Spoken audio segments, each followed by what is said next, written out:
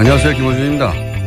매년 여름이면 반복되는 폭염, 전력 예비율 바닥, 블랙아웃 우려, 기사가 올해는 없습니다. 작년 여름에도 예비율이 한 자릿수로 떨어졌다고 냉방기기를 가동한 채 문 열어놓고 장사하는 가게들을 지자체에서 단속하는 기사가 많이 났었습니다. 그런데 올해 전기 수요는 지난해 최대 피크치와 차이가 없습니다. 그럼 왜 이렇게 전기가 남느냐? 산업통상자원부가 2년 전 예측한 전력수급계획상 2029년까지 예비율을 22% 확보하겠다고 했는데 올해 이미 30%를 넘었다고 합니다. 어떻게 이런 일이 벌어진 걸까요?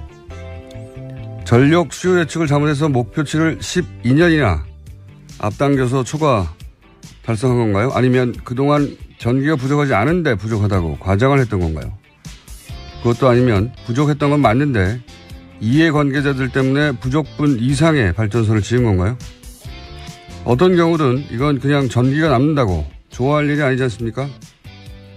어떻게 12년치 예상을 잘못할 수 있는지, 아니면 부족하지 않은 걸 누군가 부족하다고 한 건지, 거기에 누군가의 이권이 연루됐던 건지 궁금하지 않으십니까? 저는 그게 알고 싶습니다. 김호중의 궁금증이었습니다. 시사인의 김은지입니다. 전기가 남는다는 거 오늘 뉴스 보셨어요? 네, 요새 좀 나오고 있더라고요. 네. 2년 전에 예를 들어서 후내년에는 전기가 남는다든가 아니면 작년에 내년부터는 전기가 남는다든가 그런 얘기 들어본 적이 없잖아요. 그렇죠. 새삼 듣는 이야기입니다. 네. 게다가 2년 전에 계획을 세웠는데 그때 2029년이 되어서야 22%의 전력 예비율을 갖추겠다. 근데 올해 30%가 넘어요, 벌써. 불과 2년 전에 예측한 건데, 이 예측이 어떻게 12년을 틀릴 수가 있는지, 예. 갑자기 전기 피크 전력량, 그러니까 여름 더울 때면 최대치 전력 예비율 한 자릿수 떨어졌다. 좀만 더 하면 블랙아웃 된다. 그래서 문 열어놓고 장사하는 가게도 막 단속하고. 이게 작년까지만 그래서 작년. 정확하게 1년 전에. 무슨 내막이 있지 않겠나 하는 의구심을 품을 수 있지 않습니까? 사정은 잘 모르겠는데, 그동안 전기가 모자라지 않았는데, 최대 피크치를 가지고, 피크치라는 건 그 한 해에 전기 사용량이 최대로 올랐을 때잖아요. 그렇죠. 네. 그것만 가지고 일종의 이제, 대국민 협박에 가깝죠. 전기가 부족하다고. 제 기억으로는 십몇 년 이상 계속 들어왔던 것 같아요, 여름마다. 그래서 발전소를 필요 이상 지은 건 아닌지 확인해 볼 필요가 있다. 네. 지금 발전소가 많이 지어졌다는 거거든요. 올해 기준으로. 많이 지어졌다는 건 올해부터 가동이 들어갔다는 거죠. 그걸 2년 전에 몰랐을 리 없지 않습니까?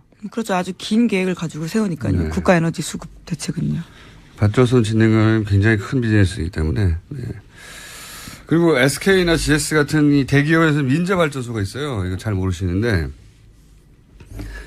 근데 이 민자발전소가 한전이 전기가 모자라면 민자발전소에서 사오거든요. 근데 이명박 시절에 민자발전소가 엄청나게 큰 성장을 했어요, 그때. 그 전까지만 해도 뭐 몇백억 단위의 이익이었는데 이명박 시절에 수천억 단위로 거의 10배 가까이 성장했거든요. 전기가 부족하면 민자발전소에서 더 비싸게 사요. 그런 것과도 관련이 있는 건지 무관한 건지 이거 한번 체크를 해보고 싶습니다. 그래서 저희가 조만간 한번 따로 전문가들 모시는 걸 하고. 이상하잖아요. 네, 이상합니다. 저는 이게 이제 발전소를 지으면 몇 년씩 짓는 건데요. 2년 전 계획에 2029년에 될 거라고 한 게 정권 바뀌자마자 돼버렸어요. 이상합니다, 저는. 자, 첫 번째 뉴스는 뭡니까? 네, 계속해서 이재용 삼성전자 부회장 재판 소식 전해드리고 있었습니다. 어제는 구형이 있었는데요. 특검은 이재용 삼성전자 부회장에 대해서 징역 12년을 구형했습니다. 어제 재판에는 박영수 특별검사가 직접 출석하기도 했는데 구형의 이유를 이야기했습니다. 이 사건은 전형적인 정경유착에 따른 부패 범죄로 국민주권의 원칙과 경제민주화라는 헌법적 가치를 크게 훼손했다라고 지적했는데요. 따라서 이 부회장 등 피고인 등에 대해서 엄벌이 필요하다라고 밝혔습니다. 이게 이제 최동욱 전 검찰총장도 저희 방송에 나오셔서 그런 얘기를 한 적이 있는데 재벌 수사를 하다 보면 결정적인 그 동네 잡범처럼 범죄를 저지르지 않기 때문에 결정적인 증거는 언제나 없다. 그래서 등장한 게 포괄적 뇌물죄라는 거거든요. 예. 누군가가 뭐 CCTV가 있다든가 인증샷을 찍었다든가 아니면 뭐 문서로 돈 줬으면 돈 받았으면 영수증이 있다든가 그런 게 없단 말이죠. 계좌로 돈을 줄 리가 없죠. 뇌물 사건인데요. 그래서 포괄적 뇌물죄라는 개념이 나왔고 이 개념으로 기본적으로 재벌들이 여태 다수 처벌을 받았는데 이번에도 결정적인 증거는 없는 거예요. 사실을. 돈 줬는데 그 장면을 찍었다든가 돈 달라고 했는데 그 장면을 녹취했다든가 없죠. 하지만 돈이 간 사실은 모두가 인정하고 있습니다. 그 대가에 대한 문제이죠. 돈이 가긴 갔죠. 예. 네. 조진희 기자가 어제 미니 인터뷰하면서 12년에서 15년 예상한다고 했는데 12년 맞췄어요. 예. 준법조인이죠. 예. 준법조인. 재판장을 자주 들락거리다 보면 예. 자랑하겠네요. 다음에 인터뷰할 때. 자, 12년을 중형을 구형했는데 이건 이제 검찰이 구형을 했을 뿐이지. 예, 예. 특검 쪽 주장입니다. 그렇기 때문에 이제 재판부의 판단이 기다려지는데요. 그렇죠. 25일에 있습니다. 2시 반 선고 잡혀 있습니다. 24, 25일 정도 예상했었는데 맞잖아요. 네. 재판을 많이 갔다 보면 법정이 됩니다. 네. 근데 무죄가 나올 수도 있는 거고요, 사실. 12년을 구형했다고 해서 그 뭐 최소한 절반 6년은 나오지 않을까? 그거 그렇게 생각하실 수도 있는데 그건 전혀 아닙니다. 무죄가 나올 수도 있고. 혐의 5가지인데요. 거기에 대해서 증빙이 부족하다라고 생각하면요. 무죄가 나올 수도 있는 그렇죠. 상황이긴 합니다. 그다음에 이제 약한 예를 들어서 2년, 3년 하고 집행유예. 이미 뭐 5개월 이상 6개월 가까이 살았다. 이거 참작해 주거든요. 집행유예도 가능하고. 뭐 요즘 전망은 사실 의미가 없고. 자, 25일이면 결정이 되겠죠. 자. 그리고 이제 최후 진술을 하게 되죠. 네, 어제 이재용 부회장 같은 경우엔 체기 진술했는데요. 모든 게 자신의 탓이라면서 공소 사실은 이해할 수 없다, 억울하다 이렇게 이야기했는데요. 또 진술 도중에 아버지 이건희 회장 등을 언급하면서 몇 차례 울먹이기도 했습니다. 그렇군요. 갑자기 이건희 회장 건강이 궁금하네요. 예. 삼성 측에서는 항상 의식이 또렷하고 문제없다고 몇 년간 얘기했는데. 최근에 심지어 휠체어를 탄다라는 보도도 있었습니다. 삼성발 뉴스였는데요. 그러니까요. 참 궁금해하는데. 예. 자, 어쨌든 이렇게 눈물을 흘렸다고 하고 그러자 방청객 쪽에서 뭐 응원의 목소리도 나왔다고. 네, 힘내세요라면서 응원하다가요. 원래 방청석에서 그런 말 하면 안 되거든요. 그래서 퇴정당했습니다. 여기 이제 친박 단체들, 네, 친박 성향의 방청객들이 많다고 하는데 아무래도 이제 운명이 연결돼 있으니까 관심이 갈 것 같긴 한데 그 이재용 부회장이 영장 실질 심사 받고 결국 영장 기각돼서 나왔을 때 첫 번째 영장 기각됐었죠. 예, 그때 친박 단체가 그 앞에서 기다리면서 박수치고 태극기를 흔들고 성적에도 같이 얹어놨던 뉴스가 생각이 나는데 그때는 이 앞뒤가 전혀 안 맞았던 것이 당시는 초창기는 박근혜 대통령 강압에 의해서 돈을 줬다고 할 때거든요. 근데 어떻게 친박단체 가서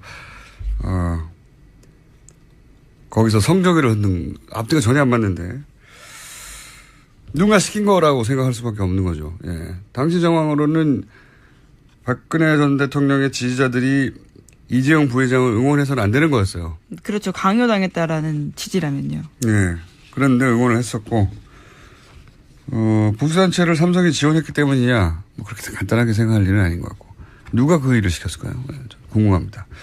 어쨌든 그 친박단체와 같은 소속의 지지자들인지는 모르겠으나, 역시 친박 지지자들이 이런 이재용 부회장의 방청에는 항상 등장한다. 예. 네, 어제 재판 시작 전에도요, 박영수 특검 들어갈 때 소리 지르고 했었습니다. 당시에 물 던지면서 5대를 멸해야 한다. 똑바로 안 하냐. 이런 식으로 난동을 피웠습니다. 알겠습니다. 그런 뉴스가 있고요. 자, 다음 뉴스는요. 네, 국정원 적폐청산 TF도 계속해서 말씀드리고 있는데요. 관련 소식도 전해드리겠습니다. 원세훈 전 국정원장 시절에 국정원의 사이버 외곽팀이 민간인 3,500명으로 구성됐다라는 거 전해드린 바 있는데요. 국정원은 2009년부터 댓글 작업 아르바이트생 모집했었습니다.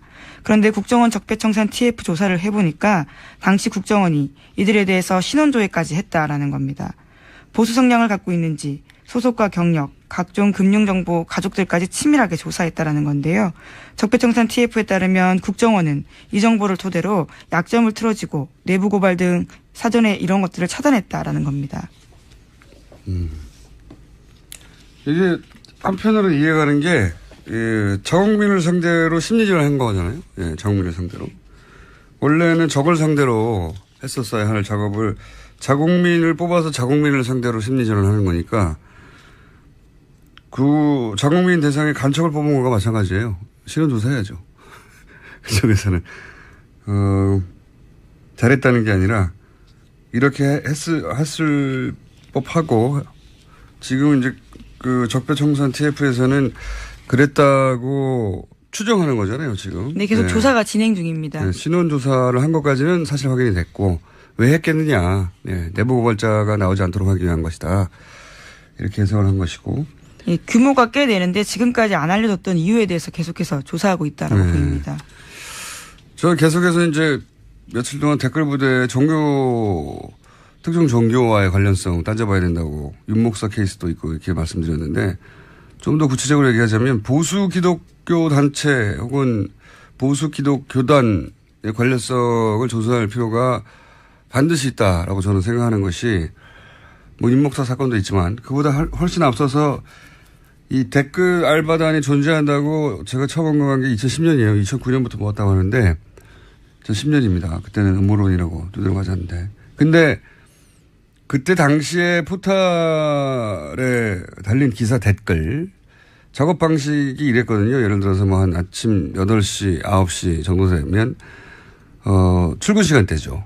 그 시간대에 갑자기 정부의 비판적인 혹은 정부가 키워줘야 할 정부를 옹호하는 그런 기사가 올라오면 댓글이 한 10여 개가 갑자기 쭉 달리는데 그 댓글의 추천수가 높으면 이렇게 상단에 노출되죠. 올라가죠. 예. 상단에 노출되잖아요.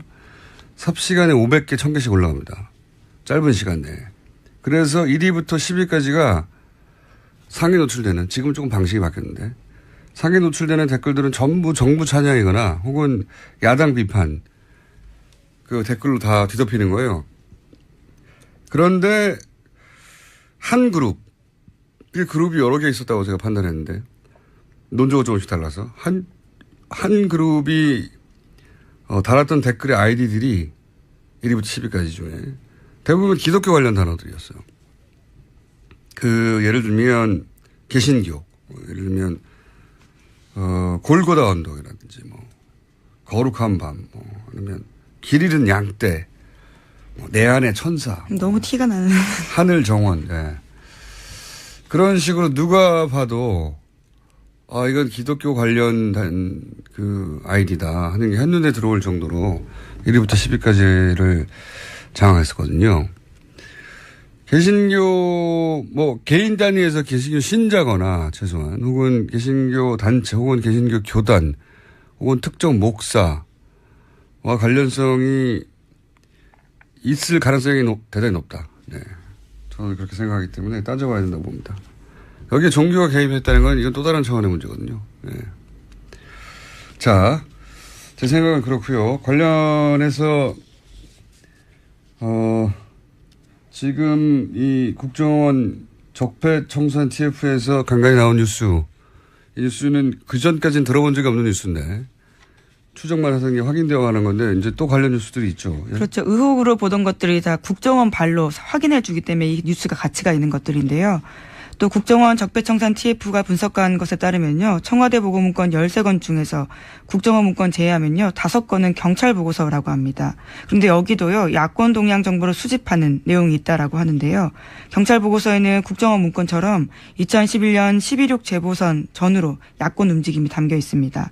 이를테면 문재인 노무현 재단 이사장 주도의 혁신과 통합은 동력이 없다. 또 박원순은 지지율이 낮은 데다가 기부금 횡령 의혹까지 부각될 경우 승리가 어렵다. 이런 식의 내용들이 담겨 있습니다. 그러니까요. 경찰 IO 뭐 쪽에서 작성한 보고서일 텐데,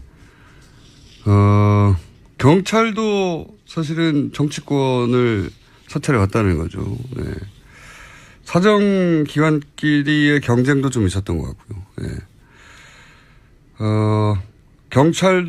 경찰이 문재인 주도의 혁신과 통합은 동력이 없다라는 보고서를 냈습니까? 자기들이. 예. 치안을 담당할 것인데. 박원순은 지지율이 낮다. 그래서 승리가 어렵다. 이거 왜 씁니까, 경찰이? 청와대로 올라간 보고서라는 겁니다. 예. 청와대 국정원 뿐만 아니라 경찰도, 예, 이런 정치 개입을, 사실상 항상 해왔다는 거죠. 네, 정치적으로 중립을 지켜야 될 의무가 있는 기관들입니다. 이건 이명박 정부 때 얘기거든요. 예. 이명박 정부 이후 박근혜 정부 때는 하지 않았는가. 그 얘기는 지금 나오지가 않습니다. 왜냐하면 국정원 적폐청산 TF가 그 시절부터 훑고 있거든요. 네, 현재는 이명박 정부에 집중되어 있습니다. 자, 관련 뉴스가 또 있나요?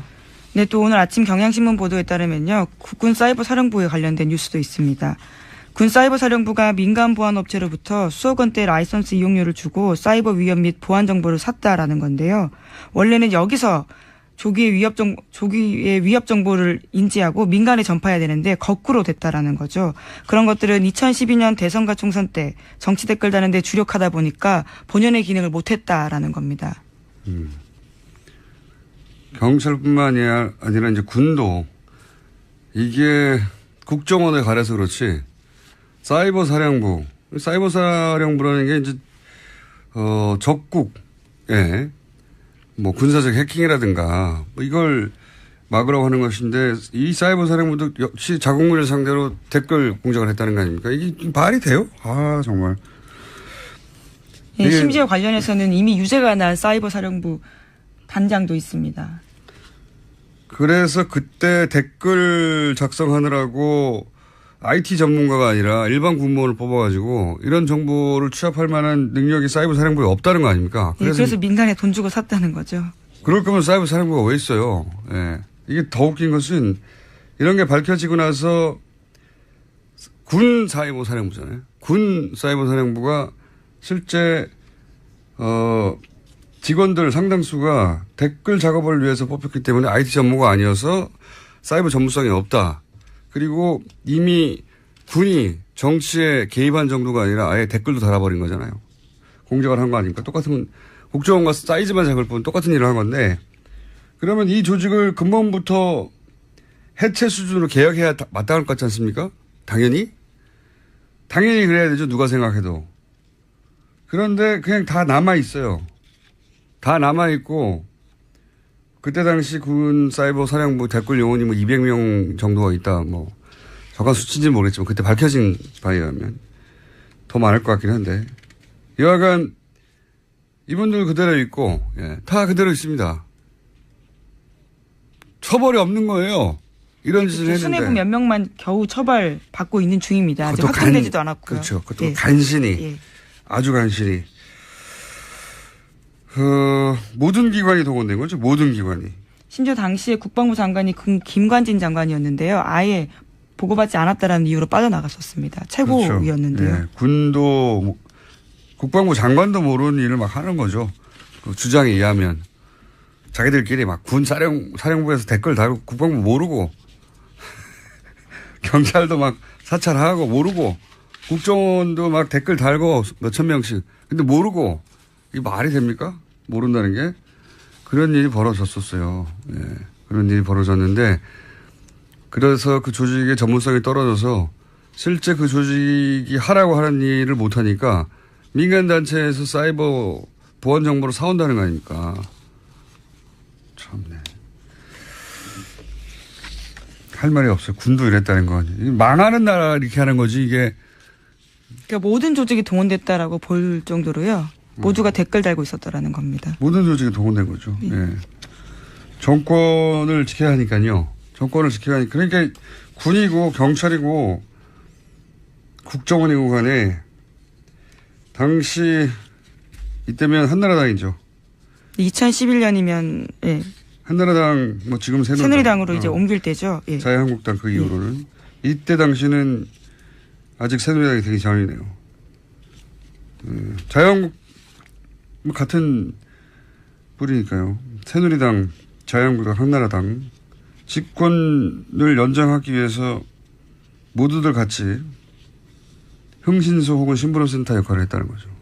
그리고 관련해서 처벌받은 자는 거의 없다. 이거는 국가에 대한 반역이거든요. 제가 보기엔. 이건 다 처벌해야 된다 봅니다. 시간이 아무리 지나도. 그래야 다시는 안 그러죠. 자, 벌써 댓글 얘기하다 보니까 시간이 다 가버렸네요. 너무 어마어마한 수준으로 벌어졌기 때문에. 예, 그렇죠. 예. 이 뉴스가 사실은 포탈을 다 뒤엎어야 된다고 봅니다. 저는.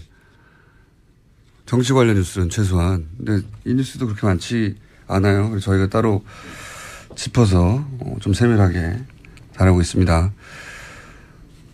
뉴스 제목 하나 정도, 예, 혹은 두 개 정도 하고 끝낼 시간인 것 같습니다. 네, 안철수 전 대표에 대한 출마가 여전히 갑론을박인데요. 국민의당 의원 10명이 안 전 대표 만나서 당대표 출마 철회해달라고 요청했습니다. 하지만 안 전 대표는요, 출마의 뜻을 굽히고 있지 않습니다.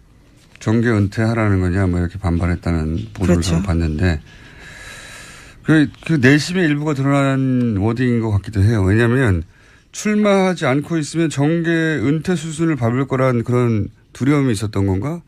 왜냐하면 당대표 한번 출마 안 한다고 해서 정계 은퇴한 사람은 없습니다.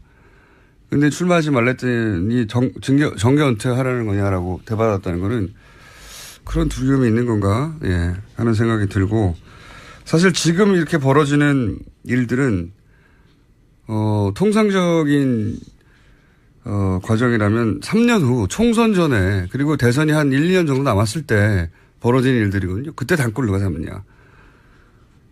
근데 지금 이건 대선 끝나고 아직 3개월밖에 안 됐는데 이게 벌어졌다는 데 대해서 사람들이 이제 왜 그러는 걸까 다들 궁금해하는 거고 말린 사람이 많은 거죠. 예. 여전히 저는 이해가 안 가고 있습니다. 공포의 정체가 뭘지. 자, 제목 정도 읽고 끝내겠습니다. 네, 갑질 논란이 있던 박찬주 사령관의 부인이 어제 검찰에 출석했습니다. 나와서요, 공감병들을 아들처럼 생각해서 그렇게 했다라고 해명했습니다. 이거는 이제 성추행하고 나서 딸같이 생각했다고 했던 한나라당의 박기태 전 의장 워딩과 수미가 쌍관하고, 네. 알겠습니다. 이건 누가 조언했을까요? 이렇게 답하라고. 재미있는 뉴스입니다. 여기까지 하겠습니다. 시사인의 김은지였습니다. 감사합니다.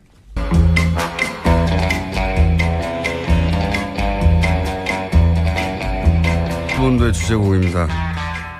상암동 본드.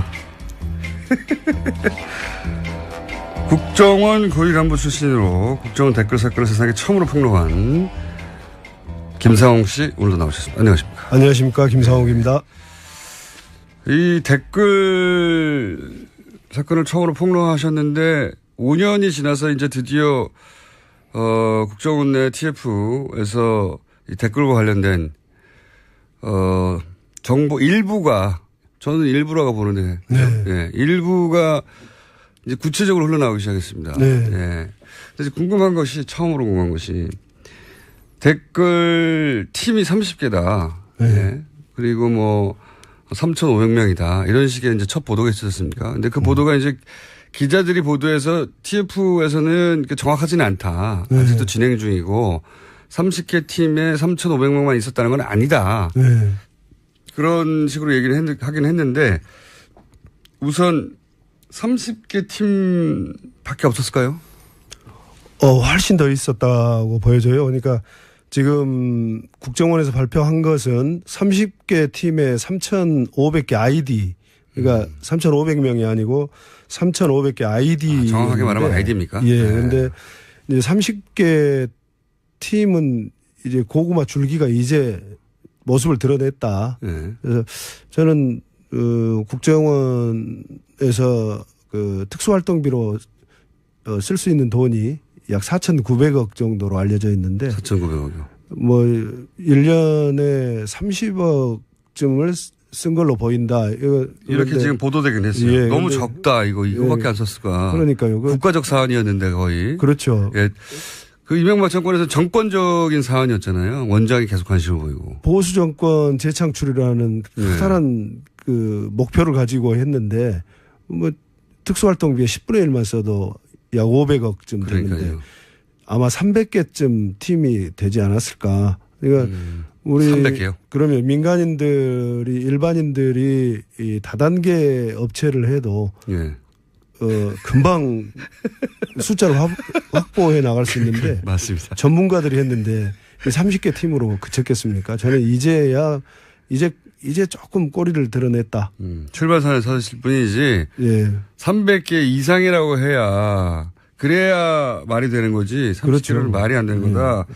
그렇지만 국정원 직원들이 직접 관리할 수 있는 팀이 한계라는 게 있지 않습니까? 저희들이 원래 대략 한 20개 정도는 개인이 한 사람이요? 예, 직원 한 명이 한 20개 정도의 협조망을 관리를 할 수 있어요. 그러면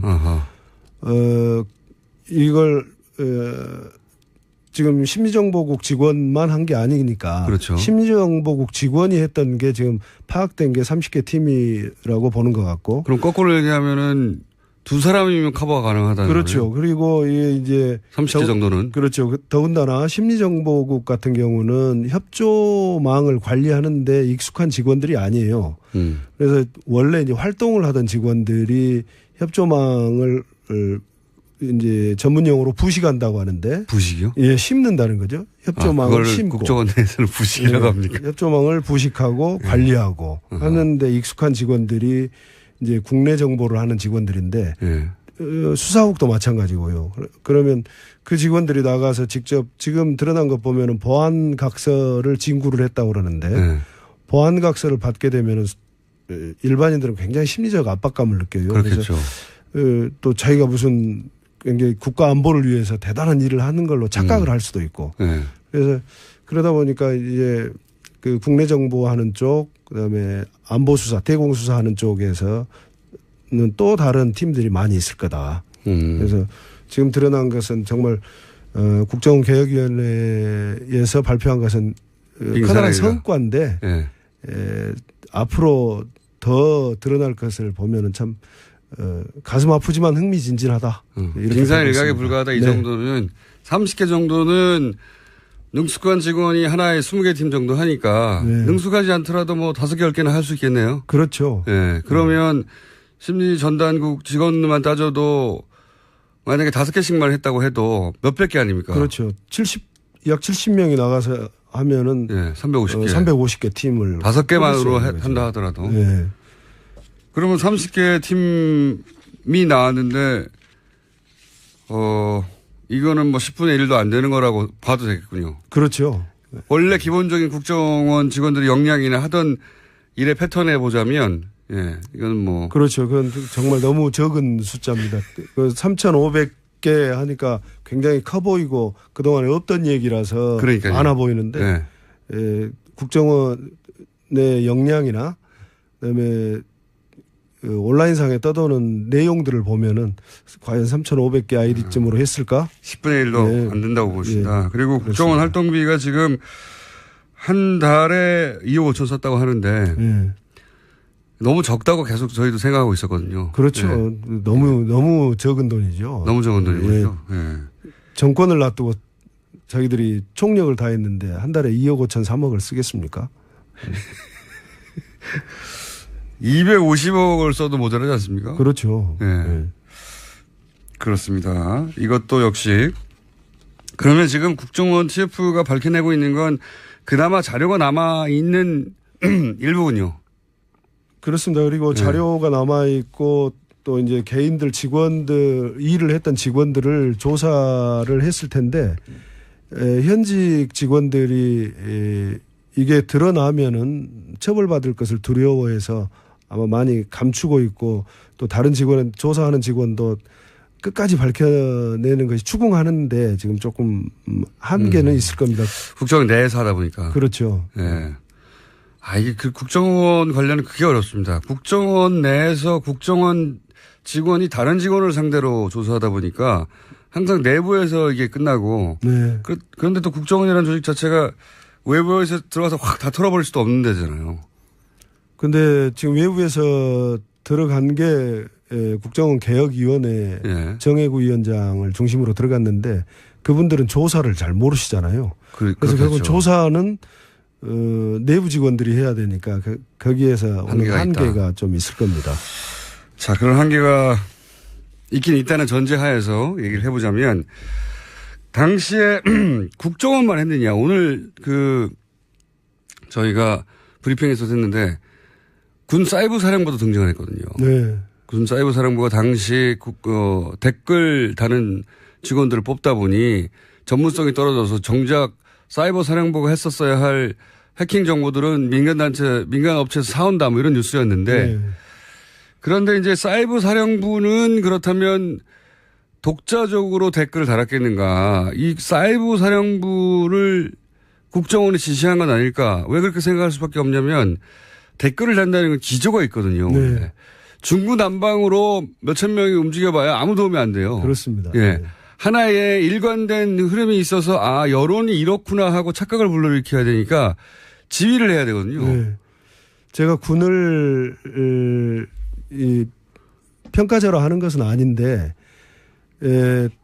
댓글은 금방 우리 공장장님 말씀하신 대로 어떤 일관된 기조하에서 그렇죠. 또 정치 상황을 냉철하게 분석을 하고 분석된 결과를 토대로 자기들한테 유리하게 작성을 해야 되는 거거든요. 그렇죠. 보도의 작업입니다, 사실은. 군은 할 수 없습니다. 그걸 더군다나 사이버 사령부의 역량으로는 단순한 기술 역량이지 거기서 정보를 분석해서 한다는 것은 말이 되지도 않고 또 통일돼서 나가야 되거든요. 그렇죠. 컨트롤 타워는 하나여야 된다. 그래서 국정원이 밖에 나와 있는 구중궁궐 청와대를 제외하고 밖에 나와 있는 컨트롤 타워 역할을 했을 거다. 그래서 군 사이버 사령부도 국정원의 지휘를 받으면서 댓글에 관여했을 거로 봅니다. 독자적으로 활동한 게 아니라 그렇죠. 지금 말씀하신 이유로 정치 분석을 해야 되니까 도대체 정치권에서 무슨 일이 어떻게 돌아가는지 내밀한 사정을 알아야 되잖아요. 네. 네. 그 사정을 기반으로 해서 요 사안은 요런 댓글로 가자라고 기조를 정해야 되는데 그거는 양쪽에서 정할 수는 없는 일이니까 네. 국정원이 정했을 것이고 국정원이 정하면 그걸 사이버 사령부가 실행했을 것이다. 네. 그래서 그때 이제 댓글 사건을 제가 폭로한 이후에 국정원이 난리가 났어요. 그래서 국정원 감찰실이 그 심리정보국 직원들 차 트렁크를 막 뒤지고 했는데 그 와중에 그 논지가 몇 장이 발견이 됐다고 그러더라고요. 논지라 하면 논지가 이제 지령문이죠. 댓글을 이렇게 달아라. 아하. 그 지령문을 직원들이 가지고 가서 이제 소위 PC방이니 무슨 미사리니 오피스텔이니 가서 다 하는 건데 그게 이제 오늘의 논지가 매일매일 다르게 나가는 거예요. 그래서 그러면은 논술학원인가요? 그렇죠.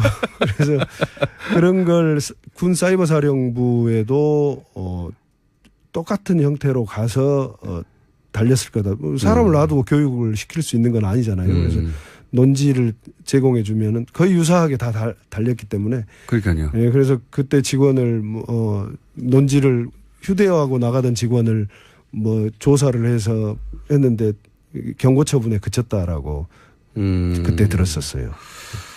그렇게 해서 실제 구체적으로 달린 댓글 저도 사실 기억하는 것들이 많이 있는데 예를 들어서 이게 야당 비판 아니면 정부 찬양이거든요. 네. 딱 두 가지입니다. 두 가지인데 중간중간에 이제 지역 감정을 자극하거나 북한에 대해서 공격하거나 그런 게 있긴 하지만 주로 야당 비판, 정부 찬양인데 혹시 이것은 국정원 댓글 작업이 틀림없는데 그때는 사람들이 몰랐을 테지만 구체적으로 이런 것은 댓글 작업이었다라고 지금 말씀해 줄 수 있는 사례가 없습니까? 사례? 원세훈 원장이 2009년 2월에 취임한 이후에 이제 본격적으로 네. 자기가 말하는 대남 심리전 댓글 작업이 시작이 됐는데 처음에는 정부 홍보로 시작을 했던 것 같아요. 홍보로 처음에는 그래서 비판이 아니라. 네. 이거 이제 홍보 정도가 좀 지나쳐서 2010년도 보면은 이제 기억하실지 모르겠는데 오늘의 유머라는 사이트에 네네. 왕 시리즈라고 네. 게재가 됐었어요. 왕 왕 시리즈가 뭐 신영웅 시대 그래서 당시 이명박을 무슨 버스왕 버스 문제를 해결했다 해서 네, 버스왕이 나온 모양이에요. 또 철도왕은 철도 특이하게 1부부터 7부까지 했었어요. 그래서 그때 뭐 철도 파업 네, 철도 파업을 본인이 해결했다는 거예요. 모든 걸 결국은 난관에 봉착한 여러 가지 문제를 예. 이명박이라는 영웅이 탄생해서. 해결했다. 그래서 좀 약간은 우스꽝스러우면서도 국민들 마음속에 슬그머니 스며들게 하는 그런 전략으로. 근데 그걸 보면은 굉장히 분석이 현 상황에 대한 분석이 정확하게 되어 있고 구성도 아주 기승전 이명박으로 되어 있는 국정원이 아니고는 할 수 없는. 그러면 예. 왕 시리즈가 뭐뭐 있습니까? 굉장히 많았죠. 뭐 버스왕, 철도왕, 버스왕, 뭐 치안왕, 치안왕, 본인이 또 외교를 잘했다 외교왕, 또 뭘 구출했다 해서 구출왕. 구출왕은 뭡니까? 무슨 어디 갇혀 있는 것을 본인이 구출했다는 거예요. 또 심지어는 치안왕은 어디에 무슨 경찰에서 해결하지 못하는 것을 본인이 나서서 질책을 하고 했더니 출동해서 질책하고 네. 그 문제가 해결되고 이런 정말 웃지 못할. 초반에는 그러니까 정권 찬양을 해야 되는데 일반적인 방식으로 뭐 기사를 통해서 하는 것은 별개이고 예. 온라인상에서 작업을 하려면 약간 유머스럽게 예. 약간 이렇게 희화하면서도 그 안에 내용은 굉장히 구체적으로 예. 이 모든 게 다 이명박 대통령의 은공이다. 그렇죠. 업적이다. 왕이다. 예. 왕이죠. 그래서 왕 시리즈를 국정원에서 누군가 개발해가지고 그거를 인터넷 게시판에 막 뿌린 거군요. 예. 무척 많이 돌아다녔어요. 네. 심지어 무슨 I love soccer라는 그런. 예. 전혀 다른 축구 동호회인데. 그러니까 취미로 들어가는데도 전부 했고. 이게 정치 커뮤니티에만 돌아다니는 게 아니라는 거죠. 그렇죠. 예. 전방위로 다. 예. 그걸 한 사람이나 그걸 보고를 받았을 텐데 보고받은 이명박 씨나 참 수준이 비슷했던 것 같아요. 보고를. 카카를 왕으로 만들었습니다. 네, 그렇죠. 예를 들어서 소말리아 해적 인질 구출 작전 성공했다 그러면 구출왕이죠. 네, 오늘의 논지 구출왕. 네. 쫙 뿌리고. 네. 유치하네요. 또 한 가지는 제가 이제 며칠째 반복 얘기하고 있는 건데 뭐냐면 제가 이제 저도 2010년 초반에 이게 틀림없이 조직적인 댓글 작업이다라고 생각하기 시작했거든요. 그전에는 없던 현상들이 저는 왕 시리즈는 몰랐습니다만은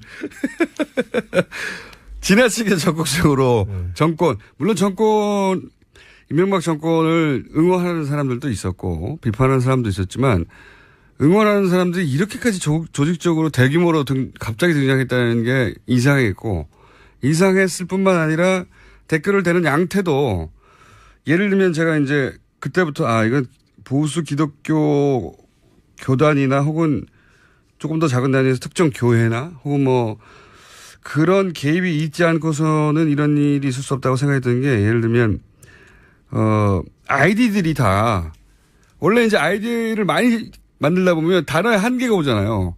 그러다 보니까 자기가 익숙한 단어로 만들 수밖에 없거든요. 어느 시점 가면.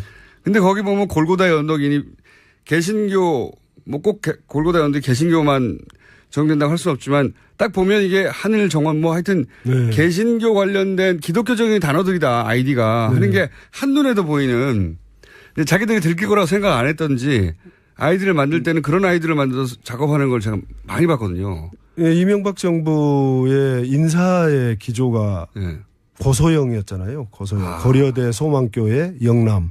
그중에 이제 한 축을 차지했던 게 소망교회. 네. 이제 다시 말하면 이제 보수 기독교계가 동원이 가능한 인사에서 소망교회 출신들이 많이 등용이 되다 보니까 애국심으로 이렇게 포장을 할 수가 있었죠. 그래서 국정원과 보수 기독교계가 연결되는 그 정점에는 이명박이 있는 거죠. 이명박을 매개로 해서 국정원과 보수 기독교계가 협업할 수 있는 협업한 것이 사실이군요. 할 수 있었다고 봐요, 저는. 그때는 분위기가 전부 다 우리 무슨 이명박 장로님은 무슨 서울시도 하늘에 봉헌하고 막 그랬었잖아요. 네, 그렇죠. 그래서 충분히 가능한 얘기다 그렇게 보입니다. 또 한 가지는 제가 또 평소에 가지던 궁금증인데 보수 동객들 있지 않습니까? 네. 보수 단체들을 지원한다는 얘기가 나오는데 그 활동 내용을 보면 저 사람은 저 정보를 국정원을 통해서 얻지 않았을까 하는 뭐랄까요? 개인이 그냥 인터넷에서 글을 쓰고 하는 것으로는 얻을 수 없는 정보를 기반으로 얘기를 한다. 네. 이런 생각을 하게 하는 사람들이 꽤 있었어요. 있었죠. 네. 네. 아시죠? 그렇죠. 네. 그분들 모 선생님 또 정모 여사님인가 그분도 있고 근데 그분들 또 국정원으로부터 정보를 또는 직접 받든지 그렇지 않으면은 한번 돌려받든지 하고 단체를 전부 지원을 국정원에서 많이 보수 단체를 그건 했기 드러났죠. 때문에 개인들이 활동을 하면서도 보수를 표방하고 하면서는 나는 왜 지원해 주지 않느냐라고 하면서 지원받았을 거로 저는 생각을 하고 있습니다. 추정하신다고. 네. 네. 이 대목에 대해서는 저희가 반론권을 보장합니다. 예. 그렇게 추정하신다. 그러니까 네. 굳이 딱 누굴 집어서 말하지 않더라도 흔히 이제 보수 농객으로 알려진 분들 중에 네. 트위터 중에 활동하는 분도 많죠. 그분들도 측면 지원이나 그런 지원 받았을 개연성이 있다고 보시는 거예요. 충분히 개연성이 있다고 봅니다. 저는. 만약에 이 댓글 부대가 이명박 정부에서 이렇게 돌아갔다면 만약에가 아니라 돌아갔죠. 박근혜 정부로 이어졌을까요? 이어졌죠. 이어졌습니까? 온라인상에 인프라가 다 깔려 있는데 그걸 정보기관이 더군다나 자칭 애국심으로 똘똘 뭉쳤던 남재준 원장이 포기했겠습니까? 그리고 댓글은 똑같은 형태로 똑같은 논조로 보다 더 강화된 형태로 온라인상에 달려 있었잖아요. 그렇죠. 예, 그러면 그 인프라가 그대로 작동을 했다고 봐야죠. 근데 심리 전단, 그러니까 국정원 내부에서 이런 일을 했다가 크게 되었으니까 국정원이 방식을 바꾸지 않았을까요? 방식은 이제 내부에서 주도하는 형태보다는 그때 좀 시끄럽게 됐으니까 심리정보국이 직접 움직이기보다는 외부로 외주. 지금 드러난 그 30개 팀 3,500개 아이디 이런 식으로 철저하게 외주화가 있습니다. 외부로 용역을 조사하는 형태를 띄었을 것 같아요. 저도 그렇게 추정하고 있는데. 자, 댓글 부대에 관련해서는 이것만 하다가 벌써 시간이 다 나가서 1분밖에 안 남았네요. 원래는 오늘 이 얘기를 하고 나서 이제 원세훈 국정원장이 취임한 후에 첫 작품이 논두렁시계 사건이라고. 기억하시죠? 노무현 대통령이 서거하기 직전에 권양수 여사가 박연차 전 회장으로부터 명품 시계를 받았는데 수사가 시작돼서 논두렁이 벌었다. 라고 하는 것이 당시로는 검찰이 흘린 정보다 했었는데 이제 최근에 당시 수사검사가 아니다. 이인기 부장인가요? 네, 이인기. 그게 아니라 국정원이 한 거다. 언론 플레이를 이런 얘기를 했었죠. 그럼 과연 국정원이 언론 플레이 했느냐 이 얘기를 오늘 해보려고 하는데 결론부터 먼저 말씀해 주시자면 왜냐하면 시간이 없으니까. 언론 플레이를 했겠죠. 그리고 그 언론 담당만 한 게 아니라 법조 담당, 언론 담당 개별적인 이제 정보를 수집하는 거고 그걸 종합해서 나가야 되거든요. 그렇기 때문에 국정원 수뇌부가 전부 다 회의를 통해서 결정하고 내보냈을 거다. 그렇게. 요 자세한 내용은 다음 주에 다루겠습니다. 눈두렁실의 사건. 오늘도 재밌었습니다. 감사합니다.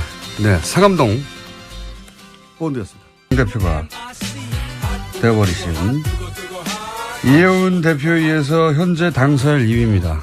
네, 당사일 2위. 뉴스공장의 고정 멤버가 되었습니다. 지난번 테스트를 거쳐서 네, 경쟁자가 있었는데 다른 요인으로 탈락을 하셨고 핫해. 네, 코너 제목이 핫해입니다. 핫해. 네, 핫해. 너무 핫해입니다. 요즘. 핫해. 너무 핫하다는 거죠. 핫해. 예. 바른정당의 하태경 최고위원 나오셨습니다. 안녕하십니까. 예, 반갑습니다. 하태경입니다. 의원님만 나오시면 저희가 기본 욕이 한 100개 이상씩 쏟아지거든요. 예, 욕 들으러 나옵니다. 욕 들으면서 하고 싶은 이야기 하러 나옵니다. 오늘도 기대해 주십시오. 자, 저희가 이 욕 문자가 많이 안 나오면은 이 코너를 없애버릴 생각이에요. 칭찬 문자가. 네.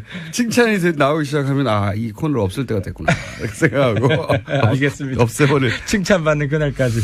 알겠습니다. 자, 지난 한 주간 바른정당에 특히 하태경 최고위원의 눈으로 바라본 전국 짚어보는 시간인데 지난 한 주간 아무래도 가장 핫했던 거는 이제 핫했던 것은 안철수 전 대표가 당권 도전에 나선 거지 않습니까? 예. 이 당권 도전 이유가 뭘까에 대해서 의견이 분분합니다. 사실 굉장히. 어떻게 보세요? 근데 이제 저도 정치를 오래 하진 않았지만 네. 정치판이 이럴 수도 있구나. 지금 바른정당이 상대적으로 태평성대 같아요. 마이크를 여보세요? 귀에 대시면 됩니다. 안녕하세요. 하태경입니다. 지금 마이크를 귀에다 대고 말씀하시는데. 그러니까 네. 바른정당이 거의 야권을 평정한 느낌이에요, 제가. 어떤 의미에서요? 원래 바른정당의 최고 위기 정당이고 20명밖에 안 되고 한 명만 나가면 지금 끝나는 이런 정당인데 홍준표 한국당 대표. 가만히 있어도 그냥 약간 엽기적으로 일배당 비슷하게 엽기적으로 극우 정당으로 가버리고 다시 박근혜 탄핵 잘못했다 이런 이야기 내부에서 나오고 일배 열심히 하시라 혁신의 방향이 거의 6개월 전으로 돌아간 모습입니다. 너무 돌아갔어요. 너무 거기는 거의 정권 재창출 포기한 그냥 그러니까 오른쪽의 정의당 이런 노선을 가는 것 같아가지고 그냥 저희들은 고마워요. 고맙다. 그렇게 계속 가시라. 근데 좀 잘 됐으면 좋겠다. 그러니까 우리로 보면 어떻게 보면 우당이에요, 국민의당이. 그러니까 국민의당이. 친구 우자, 버주자 우당인데. 그게 연대 가능성이 있다는 얘기가. 아니, 지금은 우려스러운 걱정 우자 우당이 돼가지고 지금 상당히 국당이 연대를 말하기 전에 소멸할 수도 있지 않을까. 그 당대표 출마한 이유가 소멸할까봐 서 나왔다고 하는데 오히려 당대표 출마가 소멸의 길로 가는 길이 아니냐 이렇게 보신다는 거예요? 안철수 대표 입장에서는 피해의식이 큰 것 같아요. 그러니까 자기가 안 나오면 이게 민주당 투항파한테 팩트는 모르겠어요. 예를 들어 천정배, 정동영 두 분이 이제 대표적으로 나오셨는데 그 두 분 중에 누군가가 되더라도 민주당으로 흡수 통합될 것이다. 나중에 지방선거 전후로 해서. 그렇죠. 이런 우려가 상당히 강한 것 같아요. 근데 여기에 맞설 만한 사람이 없다. 아무도 없다. 그러니까 이제 본인도 알아요. 독배를 마신다. 하지만 청명해 주거나 한식해 주거나 내가 안 나와도 죽는 건데. 그러니까 이제 안철수 대표 심리를 제가 읽어본 거예요. 그렇게 안철수 대표가 제가 인간적으로 나쁜 사람이라고 생각은 안 해요. 다 정치적으로 순진하다. 정치적으로 좀. 그건 정치 초년병한테나 할 얘기지. 이제 대선을 2번이나 지났는데 순진하다고 말하는 게 맞나요, 표현이? 아직은 조금 그런 것 같아요. 제 말은 그걸 순진하다고 말할 수 있고 어리숙하다고 말할 수도 있고 모자라고 말할 수도 있고 똑같은 현상을 두고 정치 신인이면 순진하다고 할 수 있는데 이제는 그렇게 말하기는 대선 후보를 공당에서 쪘는데요. 이게 좀 안철수 대표가 좀 애매한데요. 그러니까 이제 정동현, 천정배 두 분 보면 약간 올드 보이고 노회할 것 같고 이 좋은 측면과 나쁜 측면이 다 존재하잖아요. 근데 안철수 대표는 올드해 보이진 않아요. 아직까지 느낌이. 근데 단 좀 정치적으로 좀 막 가는 경향이 있는 거 아니냐. 막 가는 경향이 있는. 그러니까 이게 그 일종의 지금 경선이 아니라 제가 볼 땐 내전이거든요.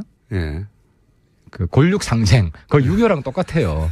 결국 분단으로 갔듯이 이 분당으로 갈 수순으로 보인다. 어쩌면 분당을 하려고 하는 거 아닐까요? 이 기회에 물론 이것도 뭐 순전히 추정이고 그렇긴 한데 이 기회에 호남계들과 결별하려고 일부러 그러는 거냐라고 할 정도로 격렬하잖아요 지금. 그런 것 같아요. 그러니까 결별 수순을 밟고 있는 거고. 근데 결별의 방식이 거기 비례의원이 많잖아요. 예. 비례의원을 누가 획득하느냐. 그러니까 13분이나 되기 때문에 예. 이 당 예를 들어 바른정당하고 비슷하죠. 바른정당에 사실상 유승민 후보가 되면서 예. 유승민 주도의 당이 되니까 사실상 김무성 대표랑 함께하던 13분이 홍준표 밑으로 갔잖아요. 예. 이제 그거랑 비슷하게 만약에 안철수 당대표가 되면 여기 같이 못하겠다고 하는 분들이 떠날 가능성도 있고 아니면 뭐 그 반대의 가능성. 반대 가능성이 그 반한 계통의 누군가가 당대표가 되면 안철수 계통에 있는 사람들이 뭐 다시 뭐 소위 요즘 뭐 극중주의 네. 뭐 이런 깃발을 들고 국정주의 저기 좌파랑 같이 못하겠다. 네. 뭐 그럴 가능성도 있어 보이는 거죠.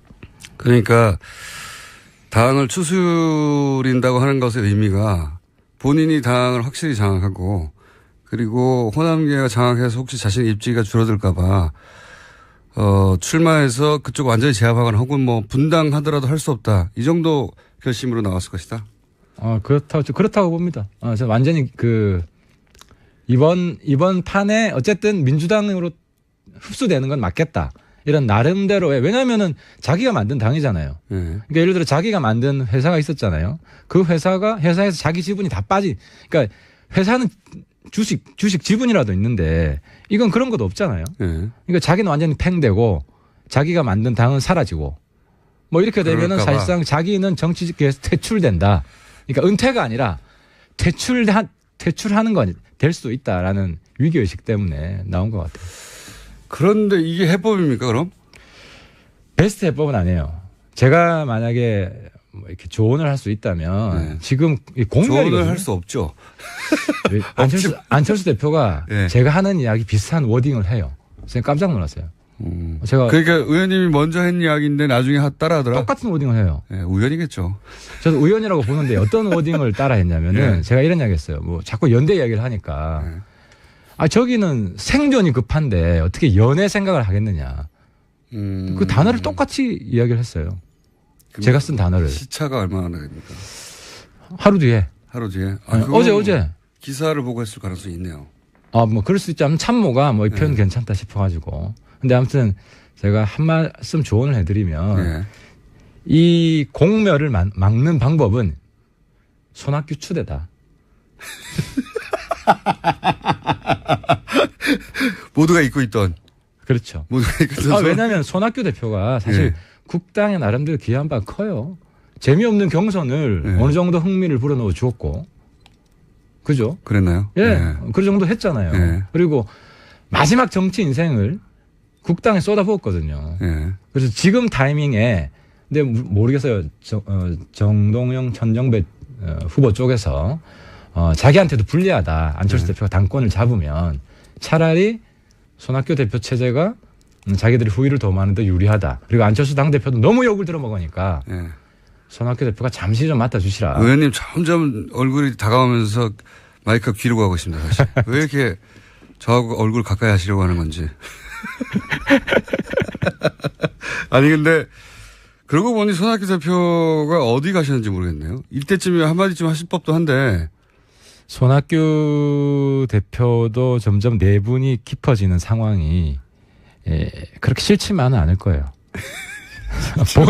본인의 존재감이 다시 지금 부상할 수 있는. 그렇지만 아무도 상황이다. 얘기 안 하고 있지 않습니까? 의원님을 제외하고는. 아마 내일부터 또 본인이 한번 했기 때문에 국당 분들이 호응해 주지 않을까. 그러면 동교동계는 뭐 출당 얘기까지 나왔었는데 물론 뭐 감정적인 표현이겠지만 그 정도 말까지 했는데 가만히 있기도 그렇잖아요. 동교동계가. 뭐 그분들은 원래 정치 굉장히 오래 하신 분들이잖아요. 네. 그래서 언제든 뭐 휴전할 수도 있고 타협할 수도 있고 원래는 그분들 탈당 이야기했잖아요. 네. 근데 탈당 딱 보니까 몇 명 안 하겠거든. 그러니까 거기서 또 꼬인 거예요. 그러니까 정치는 첫 마디가 굉장히 중요한데 첫 마디 탈당해놓고 그다음에 출당으로 바꿔버리니까 진정성도 떨어지고 이 당장 싸움 의지가 별로 없다. 이 가능성 어떻게 보십니까? 이것도 뭐 설입니다. 워낙 설들이 많고 안철수 대표가 대략 한 3년 후에 할 법한 행보를 지금 하는 거거든요. 말하자면. 네, 그렇죠. 예, 뭐 총선 직전에 이래놓으면 누구도 안철수 대표가 왜 나와 이러지는 않을 거예요. 근데 지금 3년 후가 아니라 대선 끝나고 3개월 만에 이런 일을 하니까 모두 다 이제 해설들을 내놓고 있죠. 각자 사설 해설들을 내놓고 있는데 김무성 대표 측과 나중에 나중이라는 게 뭔지 모르지만 연대하기 위해서 그러기 위해서 자기가 당권을 쥐고 있어야 된다. 뭐 이런 설들도 있어요. 들어보셨습니까? 그러니까 이제 설이 아니라 내가 깜짝 놀란 게 이제 저도 안철수 대표 극중주의가 뭐냐 궁금했는데 그 말을 하더라고요. 안보에서는 보수, 경제에서는 진보. 유승민 대표. 그러니까 이게 이제 바른정당이랑 같이 하고 싶다는 그런 메시지를 강력하게 던진 건 맞아요. 그건 저도 인정을 하는데 이제 우리 당 입장에서는 그럼 김무성 대표하고 관계를 푸는 것도 중요하죠. 김무성 대표가 지금은 많이 적당한 표현이 안 들어오네요. 찌그러져 계시지 않습니까? 아니 우리 당은 그래도 이제 전통과 혁신이 잘 조화를 이루고 있기 때문에 김무성 대표도 그에 걸맞는 역할을 하실 거예요. 김무성 대표는 전통 쪽이 아무래도 이제 구정치와 신정치가 구정치의 장점이 많잖아요. 그래서 김무성 대표의 뭐 정무적 판단이나 지금은 힘이 많이 빠지셨죠. 지금 뭐 13분이 김무성 대표 내팽개치고 홍준표 밑으로 들어가는 바람에 스타일 많이 구기셨죠. 근데 같이 왜 안 가셨어요? 김무성 대표가 먼저 가 있어라. 말렸죠. 아니, 그거 아니에요. 먼저 가 있으라 한 거 아닙니까? 그게 아니고. 좀 이따 갈게. 그 내막은 제가 잘 아는데. 그래요? 김무성 대표한테 반기를 들고 간 거죠. 반기를? 김무성 대표 입장에서 어떻게 갑니까? 거기에. 아니, 그러니까 지금 당시 그런 얘기도 있었지 않습니까? 대선 후에 유승민 대표가 지지율을 그렇게밖에 못 받으면 결국 당은 없을 것이고 먼저 가 있어라 내가 나중에 갈 테니까 지금은 싸놓은 척 하자. 이거 아니었어요, 혹시? 그게 아니고 좀 전반적으로 무기력해져 있는 상태였어요. 그 멘붕이었어요. 김무성 대표. 이제 총선 이후에 계속해서 김무성 대표가 선택했던 정치적 행보. 예를 들어 성공적이 하나도 없었죠, 사실. 그렇죠. 다 실패했어요. 예를 들어 질서 있는 퇴진 안 되고 반기문 특히 반기문 안 되고 그다음에 막판에는 그걸 했잖아요. 반박 반문 연대 단일화. 그래서 사실 안철수로 단일화 였는데 그것도 안 되고 다 안 되고 그래서 이번에 당대표 할 때도 이현 의원을 밀진 않았잖아요. 김무성 대표하고 연대하는 것이 누구한테도 별 크게 도움은 안 됐다. 초반에는 정운천 후보를 밀었다고 하는 얘기도 있던데, 그죠? 김무성 대표 큰 역할 안 했어요. 솔직히 말씀드리면. 어쨌든 이혜원 대표는 싫어하지 않습니까? 이혜원 대표는 사실 대단한 분이죠. 이혜원 대표가. 그러니까 김무성 전 대표가 이혜원 대표를 싫어하지 않습니까? 이혜원 대표가 이제 의원들 사이의 관계가 썩 좋지는 않았어요. 그래서 많이 우려를 했고 경선 과정 중에서도 그런 이야기를 많이 했는데 일단 당의 핵심은 넘버1과 넘버2가 화합이 잘 되면 잘 굴러가요 지금. 의원님만까지만 화합이 잘 되면? 나머지도 잘 되죠. 이제 넘버3, 넘버4 우리 지금 굉장히 화합이 잘 되고 있고. 넘버2는 확실하고요? 확실하죠. 지금 해태남매라는 이야기가 괜히 나옵니까? 어쨌든 김무성 대표와 안철수 전 대표 두 분 다 전 대표가 손을 잡을 수도 있는 가능성에 대해서는 어떻게 보세요? 그런 썰들도 있는데. 이제 그 부분은 이미 1차 실험을 했어요. 주승용 대표가 대선 직후에 바른정당 합당 얘기를 했잖아요. 근데 이게 과거 YS나 DJ처럼 당을 완전히 장악한 대표가 아니면 그게 실현되기가 쉽지가 않아요. 당장 내부 반발에 부딪혀가지고 없던 일이 됐잖아요. 근데 안철수 다시 대표가 되더라도 51대 49 아니겠어요? 이제 그런 상황에서 자기가 압도적으로 당을 이끌 수 있겠는가? 그럼 다시 국민의당 화합 나가지 말라고 내부에 어느 정도 그 반대쪽 목소리를 들어줘야 되기 때문에 그 다음부터는 국당 안에서 연대의 목소리가 사라질 가능성이 많아요. 김무성 대표하고 최근에 이런 얘기 안 해보셨죠? 김무성 대표님하고 뭐 안 해봐도 대충 뭐 김무성 대표님 생각이 저랑 뭐 비슷할 거예요. 지금 뭐 연대 이야기 해봐야 아무리 짜게도 쓸데없는 현 상황에서는. 그럼 왜 나왔을까요? 결국은 본인. 안철수. 좀 전에 이야기했잖아요. 국민의당 사면이 아니라 본인이 사면할까봐. 아, 그렇죠. 지금 국당이 민주당으로 통합되면 본인 퇴출해요, 정계. 강제 퇴출해요. 가장 불명예스러운 방식으로 정계에서 퇴출되는 방식을 막기 위해서 차라리 내가 능력이 안 돼서 이번에 뭐 당대표가 안 되면 본인 지금 굉장히 큰 정치적 승부수를 조기에 던진 거예요. 그거는 퇴출 아닙니까? 그건 더 큰 퇴출인 것 같은데요. 안 되면은 내가 능력이 안 돼서. 근데 이건 뭐 꽥 소리 질러 보기도 전에 강제 퇴출 당할 수 있는 상황. 이런 상황이 굉장히 두려웠던 것 같아요. 꼭 소리를 지르기 위해서 나왔다. 또 다른 가능성은 전혀 없습니까? 뭐 저는 그런 가능성도 몇 가지 있긴 하는 것 같은데 오늘 할 얘기는 아닌 것 같고. 어쨌든 이게 국민의당에는 커다란 위기인데 바른정당에는 어떻습니까? 이 사안을 바른정당 의원들 어떻게 바라보고 있어요? 좋네, 불구경. 바른정당 입장에서는 이제 가장 현실 가능한 시나리오가 국당이 공멸하고 그 중에 이제 바른정당 중심으로 흡수 통합하는 거죠. 의원들이 개별 입당하고. 왜냐하면 국당도요. 네. 큰 대주주가 없어요. 그런 셈이죠 지금. 예. 네. 안철수 후보 시절만큼의 지분을 발휘할 수가 없죠 절대. 안철수. 그렇죠. 안철수 걔도 지금 몇 명 안 되잖아요. 네. 사실 뭐 정동영 개, 천정배 개라고 할 수는 없거든요. 천정배 개는 거의 없다시피 하고요. 그렇습니다. 네. 그래서 상당히 개별화될 가능성이 많고. 그랬을 때 이삭 줍기를 할 가능성이 왔다. 뭐 바른정당하고 노선이 그렇게 크게 틀리지 않은 분들이 있죠. 예, 네. 그런 분들은 뭐 우리 당과 함께 할 수 있죠. 그러면은 바른정당 의원님들은 내심 잘 싸운다 깨져라 하고 있겠네요. 그거보다도 일단 뭐 바른정당 우리는 지금 한국당 지지율 더블 스코어 내는 게 목표예요. 네. 지금 한국당 뭐 1, 2% 차이 나는데. 뭐 여기에서 연말에 1% 차이 나는 거는 갤럽 조사 기준이죠. 갤럽 기준으로. 네. 근데 이제 그게 뭐 좀 더 정확하다고 저희들은 보고 있고 단순 ARS보다는 그러면 뭐 연말쯤 지금 완만한 상승세예요. 네. 느리지만 두 자릿수가 지난주 처음 찍었죠. 네, 처음 찍었어요. 10% 찍었고 출발 직후에 한 17, 18 정도 나왔다가 한 자릿수 계속하다가 갤럽 기준으로는 지난주에 처음으로 10%인가요? 그렇습니다. 예. 이제 기울기가 완만하긴 한데 뭐 거의 새 지도부 등장하고 한 달? 본인도 새 지도부기 때문에. 그렇죠. 한 달 정도 됐는데 두 자리 찍었기 때문에 뭐 한두 달 지나면은 한 15%대 올라가지 않을까. 아무 목표입니다. 아무 근거는 없이. 최근에 어쨌든 국민의당 사태는 즐거운 마음으로 보고 계시군요, 다들. 뭐, 당 입장에서는 어쨌든 이 기회에 우리가. 죽자. 일치월장해야 된다. 도약해야 된다. 지지율을 팍 올려야 된다. 그래서 뭐, 잔뜩 지금 열심히 하려고 노력하고 있습니다. 알겠습니다. 국민, 남의 불행이 이제 바른정당의 행복인 상황이고요. 저건 어떻습니까? 바른정당이 치고 올라갈 기회가 몇 번 있었어요, 사실은. 아시다시피.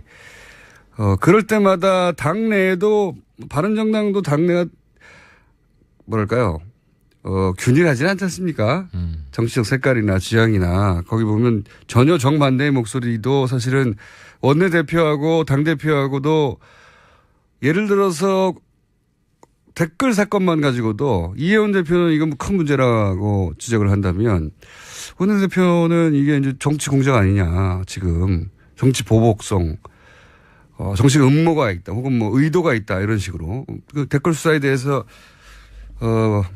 마음에 안 들어 하는 거죠. 예. 이건 이제 결국 이명박 대통령까지 가는 거 아니냐라고 하는 친이계들의 우려가 있는 건데 그렇게 의견이 갈려 나오면 그중에서 듣기 싫은 소리가 기분을 상하게 하니까 당연히 바른정당 역시 안 되겠어. 댓글 사건 같이 명백한 사건에 대해서도 그렇게 나오거든요, 반응이. 이게 뭐냐고. 그러니까 이제 바른정당이 이 초기에 한 18, 9% 올라갔을 때 가장 지금 가슴 아프게 생각하는 게 18세 투표권. 네. 그리고 공수처 문제. 네. 우리가 이제 사실 통과시켰다가 네. 뒤집혔죠. 그러니까요. 뒤집히면서 저게 새로운 보수당 맞느냐, 혁신 맞느냐 이래가지고 이제 확 꺼졌죠. 확 꺼졌죠.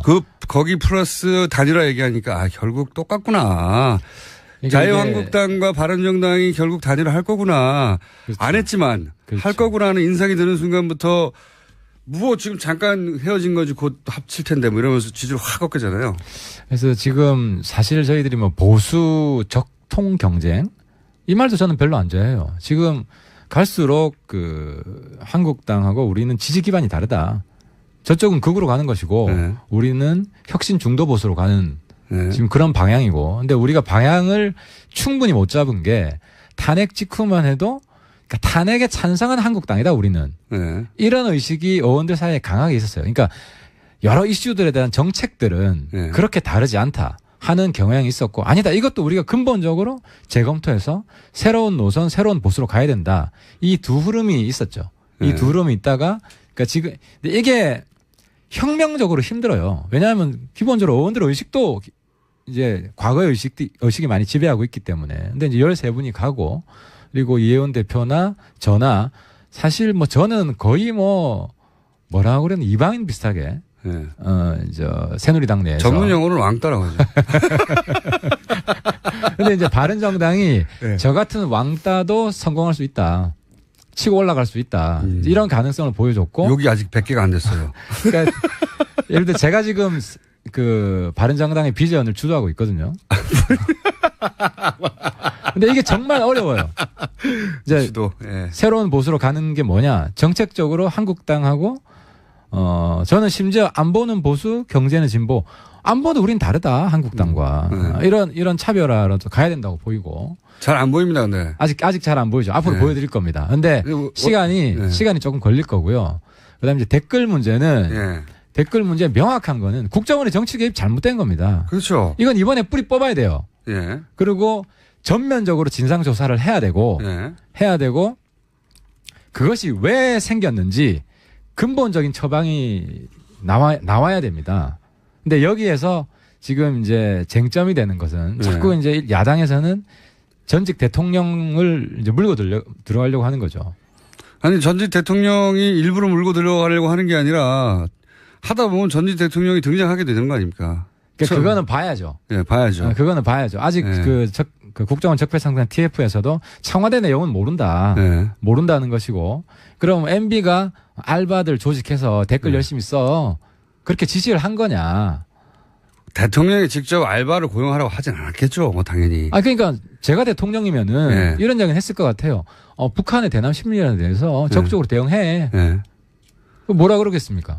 근데 그게 댓글 알바를 고용하는 것으로 해결될 일은 아니지 않습니까? 그러니까 그 구체적인 내용에 대해서 지금 원세훈 원장도 저는 자기도 그 구체적인 내용에 대해서는 예를 들어 댓글이 어떤 댓글이 쓰여진다. 그건 상관이 없죠. 그러니까 그런 거, 그러니까 이 부분을 지금 이제 보수까지 포함해서 대단히 착각하고 있는 게 어떤 메커니즘이 작동하냐면요. 북한 통전부에 남조선 인터넷 댓글팀이 있어요. 그러니까 걔네들이 대남 심리전을 하는데. 대남 심리전을 하죠. 열심히 댓글 써요. 그러니까 국정원에서 이걸 찾아보고 있으면 이거 자기들도 그거는 해야 할 일이죠. 아니 그거를 하면 안 됐어요. 예. 그렇죠. 왜냐하면 이거는 민주주의의 대가다. 그러니까 북한 애들이 들어와서 댓글 쓰는 거나 해외에서 들어와서 댓글 쓰는 거나 심지어 저는 중국에서도 댓글 쓸 수 있다고 봐요.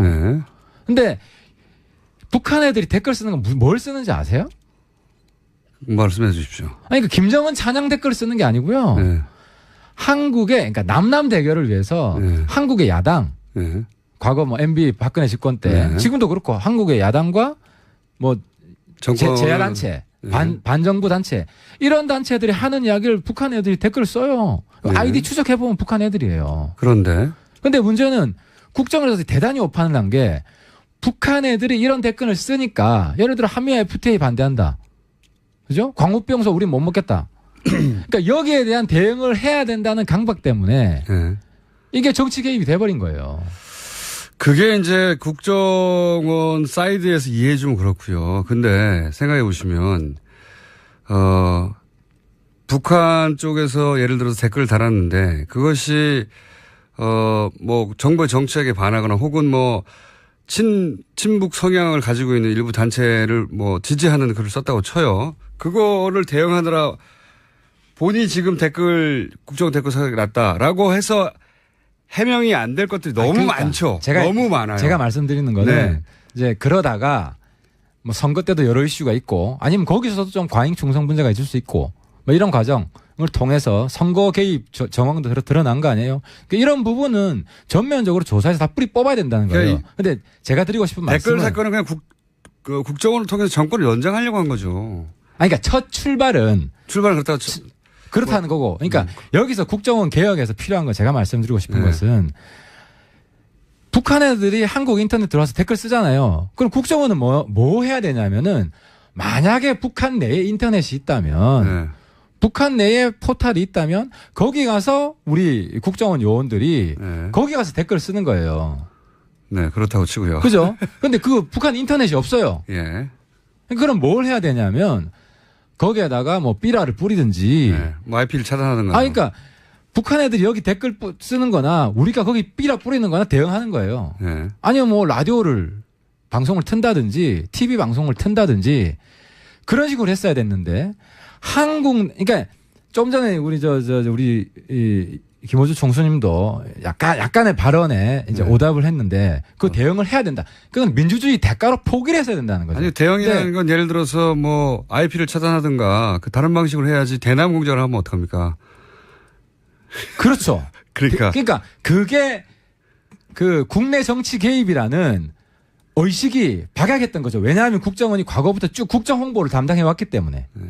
근데 국정 홍보 차원이 아니라 예를 들어서 야당을 탄압하거나 아니면 특정 뭐 호남을 공격하든가 이건 상관이 없는 얘기잖아요, 사실은. 아니 근데 이게 정권 연장하려고 한 거죠. 완전히 상관없는 이야기는 아니에요. 그러니까 내가 그래서 요걸 좀 들어먹을 수가 있을 건데. 요걸로 100개 채우시려고 하시는구나. 북한 애들이 댓글 쓰는 게요. 야당하고 똑같은 이야기를 해요. 예를 들어 한미 FTA 추진하면 한미 FTA 반대하자. 북한 애들이 그런 댓글을 쓰고. 그러니까 지금 북한 애들이 상당히 지능적으로 이제 대남 공작을 하고 있는데 방금 100개 넘었다네요. 야당 애들이 야당이 하는 이야기, 반정부 단체에서 하는 이야기들을 똑같이 해요. 아니면 그럴 수는 있는데 그런 일부 주장이 있을 수 있는데 그걸로 어떻게 지금 국정원 댓글 사건을 전부 다 덮습니까? 그러니까 북한을 상대하려다 보니까 이렇게 했다고. 아니 그게 아니고 내가 지금 국정원을 대신해서 변명을 해주는 게 아니라 출발을 그럴 수 있다. 그래서 그게 잘못된 거다. 그 출발 자체가 잘못된 거다. 그럼 이거 어떻습니까? 이해는 했습니다. 근데 국정원이 그런 인식을 가지다 보니까 이게 정치 개입이라는 인식을 잘 못해서 그랬을 수 있다. 첫 출발은. 나중에는 그렇죠. 정치 개입이 확실한데 그렇게 이제 일부 이해해 주신 건데 저는 뭐 동의가 안 되긴 하나. 그래도 처벌받을 건 처벌받아야 된다는 거죠. 동의가 안 되긴 하나.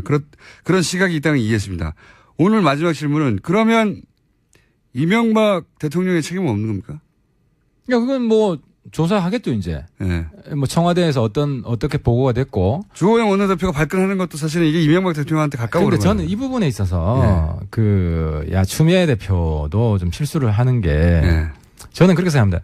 대통령에 대한 우리 국민의 인식인데 노무현 대통령을 안타깝게 우리가 잃었잖아요. 그러니까 왜 그랬냐면은 좌파만의 대표라고 생각한 거예요 보수에서는. 그러니까 아무리 때려도 우리 국민의 대표가 아니다.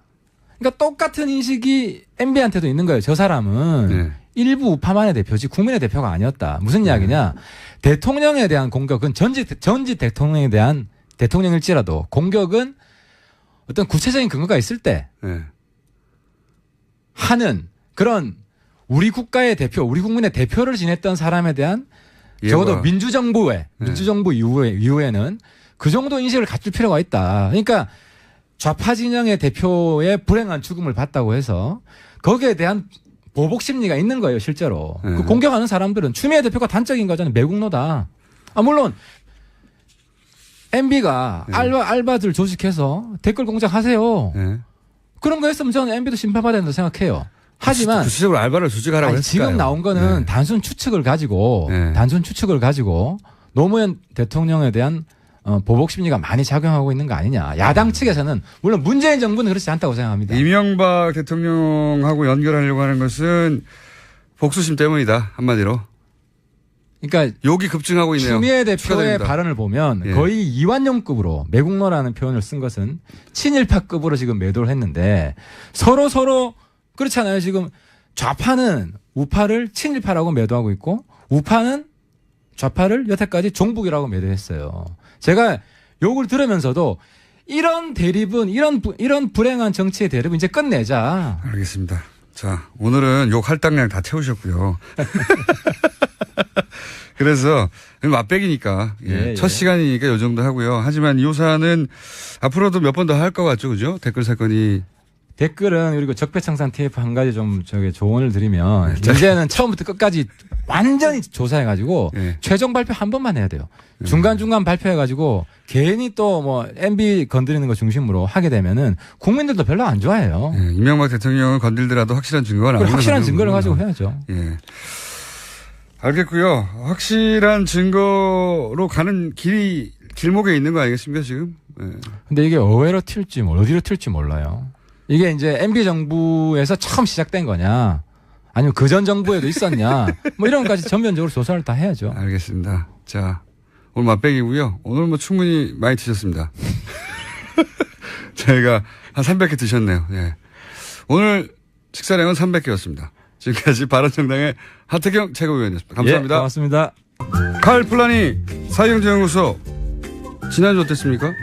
네, 좀 늘었습니다. 그러니까 이제 휴가에서 돌아오시는 것 같고, 예, 공장장 목소리를 이제 좀 듣는 것 같아요. 하루 이틀 이렇게 한두 주 빠지면 확 사라졌다가 한두 주 이상 연속을 해야지. 본인은 진행자가 막 빠지면서 다 한 번 빠진 것 같지고. 확 빠졌다가 다시 이제 10명, 주당 10명으로 다시 돌아와야죠. 네네, 그래야 됩니다. 아직도 한 주당 30명밖에 안 됩니까, 지금? 그렇죠. 갈 길이 멉니다. 자, 부동산 정책에 대해서 당연히 다뤄야 될 것 같아요. 가장 큰 최근에 나온 경제 관련 정책인데 일단 시장에서 뭐 당장의 반응은 세다라고 저희가 공인중개사협회 고문을 역임하신 교수님과 나눠봤더니 이제 공인중개사협회에 있으셨으니까 당연히 공인중개사들 얘기를 많이 들으셨겠죠. 예상보다 세다. 엎드려 있자. 네. 이런 분위기라고 해요. 예, 엎드려 있자가 답입니다. 예, 좀 있으면 풀릴 거다라고 예상하고 있는 거죠. 그러니까 뭐 사실 해방 이래 부동산 업자들이 진 적이 있습니까? 예, 그게 지금 문제가 되는 거죠. 왜냐하면 모든 대통령이 사실상 부동산 잡겠다고 했는데 결과적으로 잡지 못했으니까 그렇죠. 이번에도 마찬가지일 것이다. 조금만 기다리면 된다. 좀 세긴 센데. 왜 그런 현상이 벌어지냐면 이 대통령들이 경제 성장률이 떨어지면 부동산 가지고 자산 가지고 이 경제 성장을 하려고 하는 유혹을 받거든요. 건설 경기를 진작해가지고. 제일 쉬우니까. 네. 그리고 사실은 돈은 굉장히 많아요, 지금. 부자들은 돈을 많이 갖고 있는데 쓸 데가 별로 없어요. 재벌들 돈 많은 것처럼. 생산적 투자가 안 되니까. 근데 가장 간단하고 가장 수익률이 보장되는 게 부동산인 게 맞거든요. 그러니까 이걸 못 잡으면 그리고 대통령이나 이 청와대에서 유혹을 느끼면 부동산 가격은 올라갈 거다라고 느끼는 거죠. 근데 문제는 시그널이죠. 이제 확실하게 잡겠다는 시그널하고 이 섞이는 시그널이 나가면 가령 노무현 대통령 교육은 이거였어요. 부동산 주택 분양가 이걸 짜장면에 비유하면서 그걸 왜 공개하냐라는 식으로 얘기하니까 이제 안 잡는다 그러면서 확 올라갔고 또 하나는 이제 혁신도시 하면서 전국의 부동산 가격이 올라가게 만들었거든요. 그러니까 의도는 아니었으나 그런 시그널이 간 거죠. 그런데 시그널을 정확하게 부동산에 관해서는 일관되게 보내지 않으면 아까 말씀하신 것처럼 복지부동하고 있는 거거든요. 지금. 그렇죠. 조금만 기다려보면 어디 틈새가 나올 것이고. 틈새만 나오면 그다음에 글로 치고 나가는 거고 그때는 자꾸 이 강도를 높여봐야 다음에 또 나와봐야 또 기다리면 온다라고 하는 것이 지금 부동산 정책에 관한 거고 그건 투기꾼만 아니라 일반 시민도 그래요. 그러니까 지금 집 못 사면 영원히 못 산다라는 게 너무나 강하게 지금 억누르니까. 그게 몇십 년간 이어졌죠. 몇십 년간 이어졌고 그분들은 계속 집을 못 사고 있어요. 그렇죠. 그러니까 1050채 가진 분도 있고 한 채도 없는 분이 반이고 그렇습니다. 그러니까 소위 이제 부동산의 공포 마케팅인데 이게 부동산 업자들의 지금 안 사면 안 돼. 만약에 이번 정부가 일관되게 5년 내내 똑같은 시그널을 유지한다면 그럼 좀 잡히긴 하겠죠. 어느 정도. 네. 근데 지금 도시재생이라고 하는 게 또 있거든요. 52조가 들어가는 도시재생도 결국은 부동산 가격을 부추길 가능성이 있거든요. 뉴타운처럼. 당연히 예, 이제 지방 이제 뭐 속성은 다르지만 네. 예, 어쨌든 부동산 예, 그 부분을 신경을 안 쓰고 이 도시재생이 다시 이제 지역 땅값을 올리는 걸로 작용하게 되면 못 잡습니다. 그렇게 생각 못 잡은 것이다. 네. 자, 그러면 참여정부 시절에 결국은 여러 가지 청항을 많이 내놨죠. 뭐 연속으로 내놨어요. 그때 날짜들도 다 기억이 안 나요. 몇 월 며칠 남으면 8월 30일이면 8.13 대책이라고 해가지고 뭐 이런 식으로 쭉 나왔는데 그 강도를 높여갔죠. 점점 네. 높여갔지만 가장 마지막에 나온 정책도 결국은 부동산을 잡지 못하고 그때의 실패 담을 틀림없이 이제 머리에 두고 그렇게 똑같은 실패를 반복하지 않아야 되겠다고 시작했을 텐데 이번 정책의 뭐랄까요 핵심 메시지를 한 줄로 하면 뭡니까? 오르지 않게 하겠다. 오르지 않게 하겠다. 내리겠다는 아닙니다. 더 이상 오르지 않게 하겠다. 네. 그러니까 831 대책 제가 58 대책이라는 걸 만들었고 석 달 뒤에 831 대책이 네. 나왔는데 노무현 정부 시절에. 예. 네. 제가 딱 석 달 부동산을 담당했는데 831 대책의 핵심은 LTV DTI였어요. 네. 그러니까 돈이 부동산으로 가는 걸 막은 거였고 네. 제가 612 대책 나왔을 때 네. 그때 핀셋 어쩌고 할 때 이거 갖고 못 막는다 그랬던 것처럼 결국은 투기 지역으로 하고 40% 심지어 30%까지 지금 이제 막잖아요. 네. 예, 규제하면 오르지 못하고 아까 얘기처럼 이제 관망세로 들어가. 쥐고 있는 거죠, 집을 그냥. 근데 집을 갖고 있는 것 자체가 부담이 돼야 되거든요. 네. 결국 보유세까지 가야 된다. 예, 보유세까지 결합이 안 되면 이게 풀려나와야 되거든요. 많이 가진 사람들이 집을 내놔야 되거든요. 집이 지금 그렇죠. 부족한 게 아니에요. 집 많죠. 예, 많은데 이 사람들이 가진 게 부담이 돼서 조금씩 나오는 게 제일 좋습니다. 한꺼번에 쏟아져 나오면 네, 그다음 금융위기니까. 네. 지금 사실은 정책하는 사람 그게 제일 무서워요. 한꺼번에 쏟아져 나와서 폭락하면 금융위기거든요. 네. 그러니까 서서히 빠져나오게 만들어야 되는데 그 강도 조절이 어렵다. 그런 거군요. 첫 번째는 시그널이고 네. 두 번째는 서서히 두 채, 세 채 이상 가진 사람들이 네. 파는 게 유리하다고 느끼도록. 두 채까지는 저는 이해가 가는 면도 있는 게 예를 들어 상속을 받았다든가 뭐 이럴 수 있어요. 그런데 세 채, 네 채 넘어가게 특히 한 5채 이상 넘어가면 이거는 일반의 상식으로는 이게 투기지. 보통 가정에서 어떻게 5채가 있을 수 있습니까? 근데 이명박 정권이 뭘 했냐면은 그걸 임대사업으로 양성화시키겠다고 네. 해서 민간의 공급을 늘린다는 건데 네. 그렇더라도 보유세는 과세를 해야 됩니다. 사실은 참여정부의 실패를 얘기하지만 참여정부 실패의 가장 큰 원인은 뭐냐면 처음에 강도 높은 게 나갈 때 그거를 여러 군데서 막았어요. 이정호 그렇죠. 실장이 주도를 했는데 시장에서도 막았고 뭐 언론들도 난리가 났지만 예. 이현재 부총리부터 막았거든요. 예. 정부 내에서도. 그다음에 제가 당시에 이제 수도권 국회의원들하고 이 대화하는 데 갔는데 전부 반대하는 거예요. 종부세에 대해서. 왜? 수도권 집값 떨어지면 자기 의원 예. 단 한 명도 빼놓지 않고 반대했습니다. 그때. 그러니까요. 그러니까 그런 것들이 메시지가 못 막는다는 메시지를 계속 보내는 거고 내부에서부터 계속 완화가 되면 그러면 이제 확실하게 이제 시장은 틈만 노리는 거죠. 시장은 정부를 두려워하지 않게 되는 거죠. 예. 정책을. 근데 문제는 제가 보기엔 지금 청와대가 그런 시그널을 틈새를 보여주고 있어요. 왜냐하면 장하성 실장은 자본소득은 별로 문제가 없다는 얘기를 했어요. 책에서. 근데 굉장히 심합니다. 왜냐하면 지난 1년 동안 자산 가격이 700조가 올라갔어요. 그러면 그 수익률로 치면은 40조 원을 이 사람들이 소득을 얻은 건데 40조 원이면 우리나라 GDP 전부예요. 이렇게 생각하시면 돼요. 28,000달러가 우리 1인당 국민소득이잖아요. 그럼 3% 오르면 한 100만 원 오른 거예요. 내 소득이. 근데 1년 동안 임대료로 내는 게 얼마예요? 100만 원 넘는다고요. 그러니까 경제 성장이 된 부분을 전부 자산을 가진 사람들이 가져가는 고 있는 거거든요. 구조적으로. 예. 그러니까 이거를 막지 않으면 안 되는 거고. 두 번째는 김수현 수석이 종부세 트라우마가 너무 강해요. 종부세 때 걱정 때문에 보유세를 치고 나가지 못한다. 예, 종부세 때문에 그때 세금 폭탄을 맞고 이 노무현 대통령 인기가 떨어졌다라는 사고를 하고 있기 때문에 소장님의 이 현재 부동산 정책이 방향성은 맞는데 이걸로 부족하니 보유세까지 가서 집을 소유하고 있는 사람들이 이것보다 훨씬 더 강한 압박을 받아야 된다. 네, 제가 보기에 지금 가장 올바른 시각을 갖고 있는 사람은 김현미 장관이에요. 김현미 장관. 김현미 장관한테 맡겨라. 이게 오늘 메시지입니다. 본인이 집 없는 서름을 그리고 오래 겪은 당사자이기도 하고. 정확하게 장관이 메시지를 보낸 게 뭐가 있냐면 공급이 부족한 게 아니다. 그렇죠. 예, 예. 맞습니다. 예, 보유세까지 원래 김현미 장관이 보유세까지 하고 싶었을 거예요. 그 다 허용하고 단번에 끝내야지 찔끔찔끔하면은 결국 당합니다. 근데 2단계로 보유세가 기다리고 있다는 것도 하나의 압박이 되긴 될 것 같은데 김현미 장관의 말을 한마디로 압축하면 이겁니다. 살고 있는 집이 아니면 팔아라는 거거든요. 예, 근데 역대 대통령이 다 그랬기 때문에 별로 안 믿을 텐데 네. 그리고 김현미 장관이 앞으로 조심해야 될 건 도시재생이 투기로 변하지 않도록 해야 된다는 거죠. 김현미 장관 말 들으랍니다. 여기까지 하겠습니다. 정태윤 사장님이었습니다. 감사합니다. 네, 감사합니다. 내일 뵙겠습니다. 안녕. 안녕하세요. 김호준입니다. 매년 여름이면 반복되는 폭염, 전력 예비율 바닥, 블랙아웃 우려, 기사가 올해는 없습니다. 작년 여름에도 예비율이 한 자릿수로 떨어졌다고 냉방기기를 가동한 채 문 열어놓고 장사하는 가게들을 지자체에서 단속하는 기사가 많이 나섰습니다. 그런데 올해 전기 수요는 지난해 최대 피크치와 차이가 없습니다. 그럼 왜 이렇게 전기가 남느냐?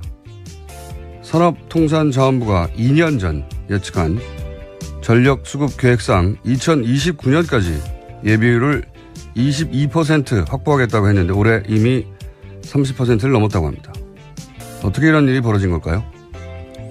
전력 수요 예측을 잘못해서 목표치를 12년이나 앞당겨서 초과 달성한 건가요? 아니면 그동안 전기가 부족하지 않은데 부족하다고 과장을 했던 건가요? 그것도 아니면 부족했던 건 맞는데 이해관계자들 때문에 부족분 이상의 발전소를 지은 건가요? 어떤 경우든 이건 그냥 전기가 남는다고 좋아할 일이 아니지 않습니까? 어떻게 12년치 예상을 잘못할 수 있는지 아니면 부족하지 않은 걸 누군가 부족하다고 한 건지 거기에 누군가의 이권이 연루됐던 건지 궁금하지 않으십니까? 저는 그게 알고 싶습니다. 김호중의 궁금증이었습니다. 시사인의 김은지입니다. 전기가 남는다는 거 오늘 뉴스 보셨어요? 네, 요새 좀 나오고 있더라고요. 네. 2년 전에 예를 들어서 후내년에는 전기가 남는다든가 아니면 작년에 내년부터는 전기가 남는다든가 그런 얘기 들어본 적이 없잖아요. 그렇죠. 새삼 듣는 이야기입니다. 네. 게다가 2년 전에 계획을 세웠는데 그때 2029년이 되어서야 22%의 전력 예비율을 갖추겠다. 근데 올해 30%가 넘어요. 벌써. 불과 2년 전에 예측한 건데 이 예측이 어떻게 12년에 틀릴 수가 있는지. 예. 갑자기 전기 피크 전력량 그러니까 여름 더울 때면 최대치 전력 예비율 한 자릿수 떨어졌다. 좀만 더 하면 블랙아웃 된다. 그래서 문 열어놓고 장사하는 가게도 막 단속하고. 이게 작년까지만 그래서 작년. 정확하게 1년 전에. 무슨 내막이 있지 않겠나 하는 의구심을 품을 수 있지 않습니까? 사정은 잘 모르겠는데 그동안 전기가 모자라지 않았는데 최대 피크치를 가지고 피크치라는 건 그 한 해에 전기 사용량이 최대로 올랐을 때잖아요. 그렇죠. 네. 그것만 가지고 일종의 이제 대국민 협박에 가깝죠. 전기가 부족하다고. 제 기억으로는 뭐 10몇 년 이상 계속 들어왔던 것 같아요. 여름마다. 그래서 발전소를 필요 이상 지은 건 아닌지 확인해 볼 필요가 있다. 네. 지금 발전소가 많이 지어졌다는 거거든요. 올해 기준으로. 많이 지어졌다는 건 올해부터 가동이 들어갔다는 거죠. 그걸 2년 전에 몰랐을 리 없지 않습니까? 그렇죠. 아주 긴 계획을 가지고 세우니까요. 네. 국가에너지 수급 대책은요. 발전소 짓는 건 굉장히 큰 비즈니스이기 때문에. 네. 그리고 SK나 GS 같은 이 대기업에서 민재발전소가 있어요. 이거 잘 모르시는데. 근데 이 민재발전소가 한전이 전기가 모자라면 민재발전소에서 사오거든요. 근데 이명박 시절에 민재발전소가 엄청나게 큰 성장을 했어요. 그때. 그 전까지만 해도 뭐 몇백억 단위의 이익이었는데 이명박 시절에 수천억 단위로 거의 10배 가까이 성장했거든요. 전기가 부족하면 민재발전소에서 더 비싸게 사요.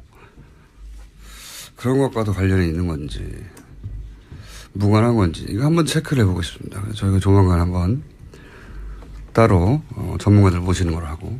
이상하잖아요. 네, 이상합니다. 저는 이게 이제 발전소를 지으면 몇 년씩 짓는 건데요. 2년 전 계획에 2029년에 될 거라고 한 게 정권 바뀌자마자 돼버렸어요. 이상합니다, 저는.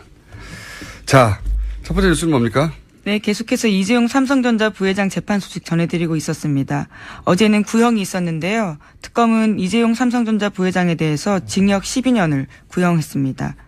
어제 재판에는 박영수 특별검사가 직접 출석하기도 했는데 구형의 이유를 이야기했습니다. 이 사건은 전형적인 정경유착에 따른 부패 범죄로 국민 주권의 원칙과 경제 민주화라는 헌법적 가치를 크게 훼손했다라고 지적했는데요. 따라서 이 부회장 등 피고인 등에 대해서 엄벌이 필요하다라고 밝혔습니다. 이게 이제 최동욱 전 검찰총장도 저희 방송에 나오셔서 그런 얘기를 한 적이 있는데 재벌 수사를 하다 보면 결정적인 그 동네 잡범처럼 범죄를 저지르지 않기 때문에 결정적인 증거는 언제나 없다. 그래서 등장한 게 포괄적 뇌물죄라는 거거든요. 예. 누군가가 뭐 CCTV가 있다든가 인증샷을 찍었다든가 아니면 뭐 문서로 돈 줬으면 돈 받았으면 영수증이 있다든가 그런 게 없단 말이죠. 계좌로 돈을 줄리고. 이런 이제 군도 이게 국정원에 가려서 그렇지 사이버 사령부라는 게 이제 적국에 뭐 군사적 해킹이라든가 뭐 이걸 막으라고 하는 것인데 이 사이버 사령부도 역시 자국민을 상대로 댓글 공작을 했다는 거 아닙니까? 이게 말이 돼요? 아 정말. 예, 심지어 관련해서는 이미 유죄가 난 사이버 사령부 단장도 있습니다. 그래서 그때 댓글 작성하느라고 IT 전문가가 아니라 일반 군무원을 뽑아가지고 이런 정보를 취합할 만한 능력이 사이버 사령부에 없다는 거 아닙니까? 그래서 민간에 돈 주고 샀다는 거죠. 그럴 거면 사이버 사령부가 왜 있어요? 예. 이게 더 웃긴 것은 이런 게 밝혀지고 나서 군 사이버 사령부잖아요. 군 사이버 사령부가 실제 직원들 상당수가 댓글 작업을 위해서 뽑혔기 때문에 IT 전문가 아니어서 사이버 전문성이 없다. 그리고 이미 군이 정치에 개입한 정도가 아니라 아예 댓글도 달아버린 거잖아요. 공작을 한 거 아닙니까? 똑같은 국정원과 사이즈만 작을 뿐 똑같은 일을 한 건데 그러면 이 조직을 근본부터 해체 수준으로 개혁해야 마땅할 것 같지 않습니까? 당연히 그래야 되죠. 누가 생각해도. 그런데 그냥 다 남아있어요. 다 남아있고 그때 당시 군 사이버 사령부 댓글 요원이 뭐 200명 정도가 있다. 뭐 정확한 수치인지는 모르겠지만 그때 밝혀진 바에 의하면 더 많을 것 같긴 한데 여하간 이분들 그대로 있고 다 그대로 있습니다. 처벌이 없는 거예요. 이런 짓을 했는데. 수뇌부 몇 명만 겨우 처벌받고 있는 중입니다. 아직 확정되지도 않았고요. 그렇죠. 그것도 간신히 아주 간신히. 모든 기관이 동원된 거죠. 모든 기관이. 심지어 당시에 국방부 장관이 김관진 장관이었는데요. 아예 보고받지 않았다라는 이유로 빠져나갔었습니다. 최고위였는데요. 그렇죠. 군도 국방부 장관도 모르는 일을 막 하는 거죠. 그 주장에 의하면. 자기들끼리 막 군 사령부에서 댓글 달고 국방부 모르고 경찰도 막 사찰하고 모르고 국정원도 막 댓글 달고 몇천 명씩 근데 모르고 이게 말이 됩니까? 모른다는 게 그런 일이 벌어졌었어요. 예. 그런 일이 벌어졌는데 그래서 그 조직의 전문성이 떨어져서 실제 그 조직이 하라고 하는 일을 못하니까 민간단체에서 사이버 보안 정보를 사온다는 거 아닙니까? 참네. 할 말이 없어요. 군도 이랬다는 거. 망하는 나라 이렇게 하는 거지 이게. 그러니까 모든 조직이 동원됐다라고 볼 정도로요. 모두가 댓글 달고 있었다라는 겁니다. 모든 조직이 동원된 거죠. 예. 정권을 지켜야 하니까요. 정권을 지켜야 하니까. 그러니까 군이고 경찰이고 국정원이고 간에 당시 이때면 한나라당이죠. 2011년이면 예. 한나라당 뭐 지금 새누리당으로 이제 옮길 때죠. 예. 자유한국당 그 이후로는 이때 당시는 아직 새누리당이 되기 전이네요. 자유한국 뭐 같은 뿌리니까요. 새누리당, 자유한국당, 한나라당 집권을 연장하기 위해서 모두들 같이 흥신소 혹은 신분센터 역할을 했다는 거죠. 그리고 관련해서 처벌받은 자는 거의 없다. 이거는 국가에 대한 반역이거든요, 제가 보기엔. 이건 다 처벌해야 된다 봅니다. 시간이 아무리 지나도. 그래야 다시는 안 그러죠. 자, 벌써 댓글 얘기하다 보니까 시간이 다 가버렸네요. 너무 어마어마한 수준으로 벌어졌기 때문에. 예, 그렇죠. 예. 이 뉴스가 사실은 포탈을 다 뒤엎어야 된다고 봅니다, 저는. 정치 관련 뉴스는 최소한. 근데 이 뉴스도 그렇게 많지 않아요. 그래서 저희가 따로 짚어서 좀 세밀하게 다루고 있습니다. 뉴스 제목 하나 정도, 예. 혹은 네. 2개 정도 하고 끝낼 시간인 것 같습니다. 네, 안철수 전 대표에 대한 출마가 여전히 갑론을박인데요. 국민의당 의원 10명이 안 전 대표 만나서 당대표 출마 철회해달라고 요청했습니다. 하지만 안 전 대표는요, 출마의 뜻을 굽히고 있지 않습니다. 정계 은퇴하라는 거냐, 뭐 이렇게 반발했다는 보도를 그렇죠. 봤는데, 그 내심의 일부가 드러난 워딩인 것 같기도 해요. 왜냐하면 출마하지 않고 있으면 정계 은퇴 수순을 밟을 거란 그런 두려움이 있었던 건가? 왜냐하면 당대표 한번 출마 안 한다고 해서 정계 은퇴한 사람은 없습니다. 근데 출마하지 말랬더니 정계 은퇴하라는 거냐라고 대받았다는 거는 그런 두려움이 있는 건가? 예, 하는 생각이 들고, 사실 지금 이렇게 벌어지는 일들은, 통상적인, 과정이라면 3년 후 총선 전에 그리고 대선이 한 1, 2년 정도 남았을 때 벌어진 일들이거든요. 그때 당권 누가 잡느냐.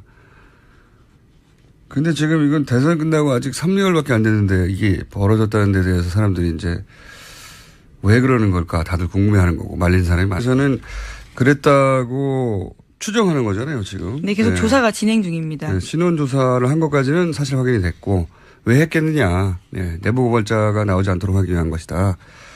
이렇게 해석을 한 것이고. 예, 규모가 꽤 되는데 지금까지 안 알려졌던 이유에 대해서 계속해서 조사하고 있다라고 보입니다.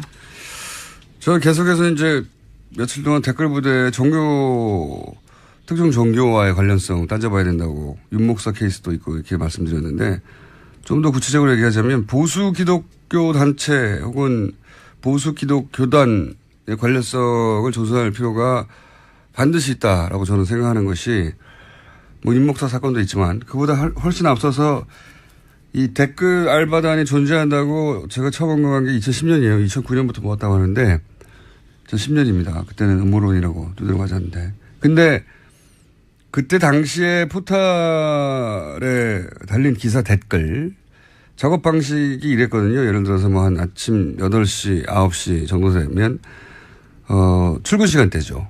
그 시간대에 갑자기 정부의 비판적인 혹은 정부가 키워줘야 할 정부를 옹호하는 그런 기사가 올라오면 댓글이 한 10여 개가 갑자기 쭉 달리는데 그 댓글의 추천수가 높으면 이렇게 상단에 노출되거든요. 올라가죠. 예. 상단에 노출되잖아요. 삽시간에 500개, 1000개씩 올라갑니다. 짧은 시간 내에. 그래서 1위부터 10위까지가 상위 노출되는, 지금 조금 방식이 바뀌었는데 상위 노출되는 댓글들은 전부 정부 찬양이거나 혹은 야당 비판 그 댓글로 다 뒤덮이는 거예요. 그런데 한 그룹, 이 그룹이 여러 개 있었다고 제가 판단했는데 논조가 조금씩 달라서 한 그룹이 달았던 댓글의 아이디들이 1위부터 10위까지 중에 대부분 기독교 관련 단어들이었어요. 예를 들면 개신교, 예를 들면 골고다 언덕이라든지 뭐 거룩한 밤, 아니면 길 잃은 양떼, 내 안의 천사. 너무 티가 나는. 하늘 정원. 예. 그런 식으로 누가 봐도 이건 기독교 관련된 그 아이디다 하는 게 한눈에 들어올 정도로 1위부터 10위까지를 장악했었거든요. 개신교 개인 단위에서 개신교 신자거나 최소한 혹은 개신교 단체 혹은 개신교 교단 혹은 특정 목사와 관련성이 있을 가능성이 대단히 높다. 네. 저는 그렇게 생각하기 때문에 따져봐야 된다고 봅니다. 여기에 종교가 개입했다는 건 이건 또 다른 차원의 문제거든요. 네. 자, 제 생각은 그렇고요. 관련해서 지금 이 국정원 적폐 청산 TF에서 간간히 나온 뉴스 이 뉴스는 그 전까지는 들어본 적이 없는 뉴스인데 추정만 하던 게 확인되어 가는 건데 이제 또 관련 뉴스들이 있죠. 예? 그렇죠. 의혹으로 보던 것들이 다 국정원 발로 확인해 주기 때문에 이 뉴스가 가치가 있는 것들인데요. 또 국정원 적폐청산 TF가 분석한 것에 따르면요. 청와대 보고문건 13건 중에서 국정원 문건 제외하면요. 5건은 경찰 보고서라고 합니다. 그런데 여기도요. 야권 동향 정보를 수집하는 내용이 있다라고 하는데요. 경찰 보고서에는 국정원 문건처럼 2011년 11.6 재보선 전후로 야권 움직임이 담겨 있습니다. 이를테면 문재인 노무현 재단 이사장 주도의 혁신과 통합은 동력이 없다. 또 박원순은 지지율이 낮은 데다가 기부금 횡령 의혹까지 부각될 경우 승리가 어렵다. 이런 식의 내용들이 담겨 있습니다. 그러니까요. 경찰 IO 뭐 쪽에서 작성한 보고서일 텐데, 경찰도 사실은 정치권을 사찰해 왔다는 거죠. 네. 사정기관끼리의 경쟁도 좀 있었던 것 같고요. 네. 경찰이 문재인 주도의 혁신과 통합은 동력이 없다라는 보고서를 냈습니까? 자기들이. 예. 치안을 담당할 것인데. 박원순은 지지율이 낮다. 그래서 승리가 어렵다. 이거 왜 씁니까, 경찰이? 청와대로 올라간 보고서라는 겁니다. 예. 청와대 국정원 뿐만 아니라 경찰도 예, 이런 정치 개입을, 사실상 항상 해왔다는 거죠. 네, 정치적으로 중립을 지켜야 될 의무가 있는 기관들입니다. 이건 이명박 정부 때 얘기거든요. 예. 이명박 정부 이후 박근혜 정부 때는 하지 않았는가. 그 얘기는 지금 나오지가 않습니다. 왜냐하면 국정원 청산, 적폐청산 TF가 그 시절부터 훑고 있거든요. 네, 현재는 이명박 정부에 집중되어 있습니다. 자, 관련 뉴스가 또 있나요? 네, 또 오늘 아침 경향신문 보도에 따르면요. 국군 사이버 사령부에 관련된 뉴스도 있습니다. 군 사이버 사령부가 민간 보안 업체로부터 수억 원대 라이선스 이용료를 주고 사이버 위협 및 보안 정보를 샀다라는 건데요. 원래는 여기서 조기의 위협 정보를 인지하고 민간에 전파해야 되는데 거꾸로 됐다라는 거죠. 그런 것들은 2012년 대선과 총선 때 정치 댓글 다는데 주력하다 보니까 본연의 기능을 못했다라는 겁니다. 경찰뿐만 아니라 그거 없죠. 뇌물 사건인데요. 그래서 포괄적 뇌물죄라는 개념이 나왔고 이 개념으로 기본적으로 재벌들이 여태 다수 처벌을 받았는데 이번에도 결정적인 증거는 없는 거예요. 사실을. 돈 줬는데 그 장면을 찍었다든가 돈 달라고 했는데 그 장면을 녹취했다든가 없죠. 하지만 돈이 간 사실은 모두가 인정하고 있습니다. 그 대가에 대한 문제이죠. 돈이 가긴 갔죠. 예. 네. 조진희 기자가 어제 미니 인터뷰하면서 12년에서 15년 연상한다고 했는데 12년 맞췄어요. 예. 준 법조인이죠. 예. 준 법조인. 재판장을 자주 들락거리다 보면 예. 자랑하겠네요. 다음에 인터뷰할 때. 자, 12년을 중형을 구형했는데 이건 이제 검찰이 구형을 했을 뿐이지. 예. 예. 특검 쪽 주장입니다. 그렇기 때문에 이제 재판부의 판단이 기다려지는데요. 그렇죠. 25일에 있습니다. 2시 반 선고 잡혀 있습니다. 24, 25일 정도 예상했었는데 맞잖아요. 네. 재판을 많이 갔다 보면 법정이 됩니다. 네. 근데 무죄가 나올 수도 있는 거고요, 사실. 12년을 구형했다고 해서 그 뭐 최소한 절반 6년은 나오지 않을까?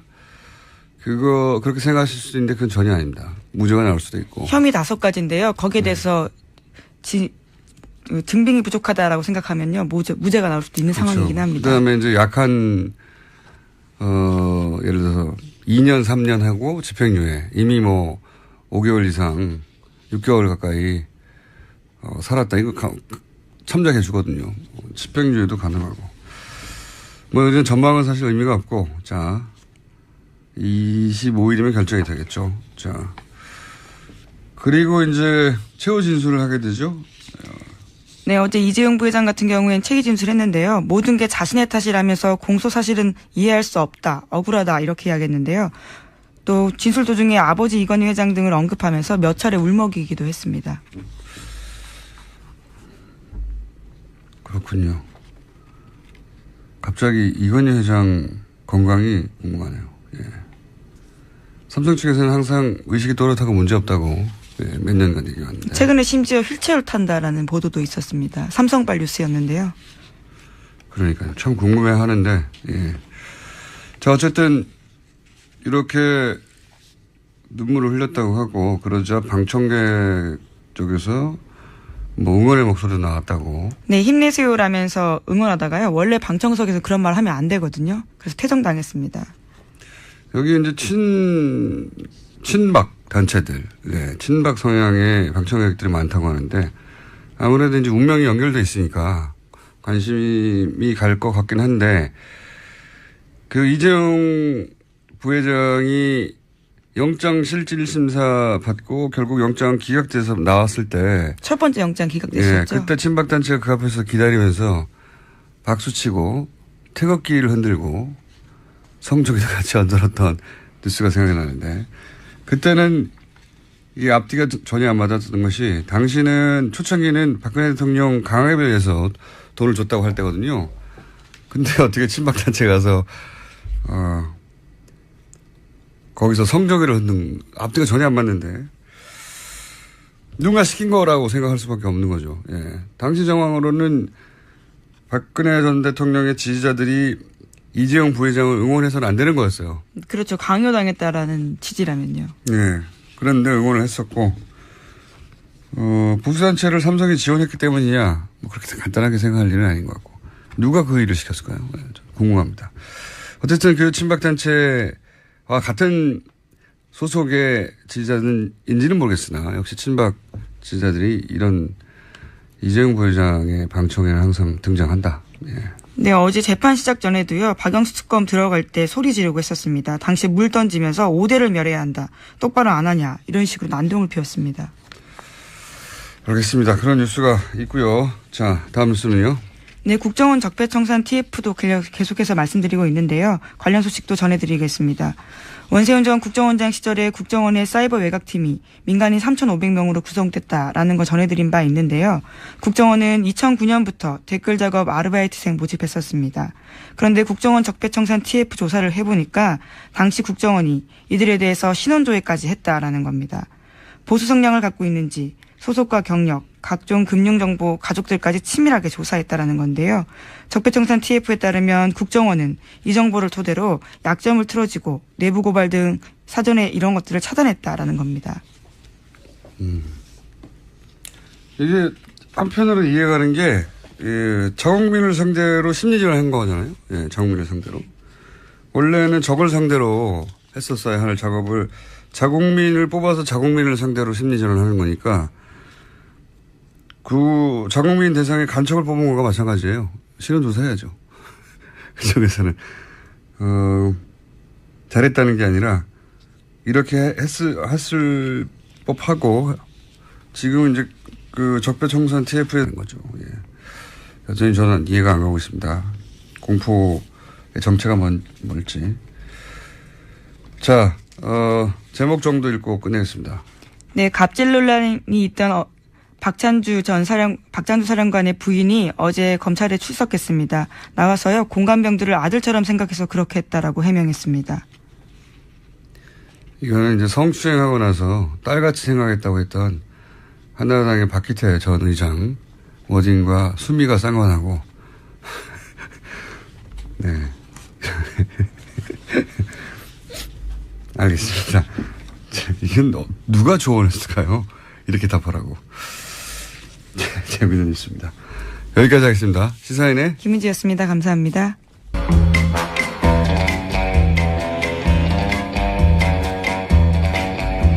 본드의 주제곡입니다.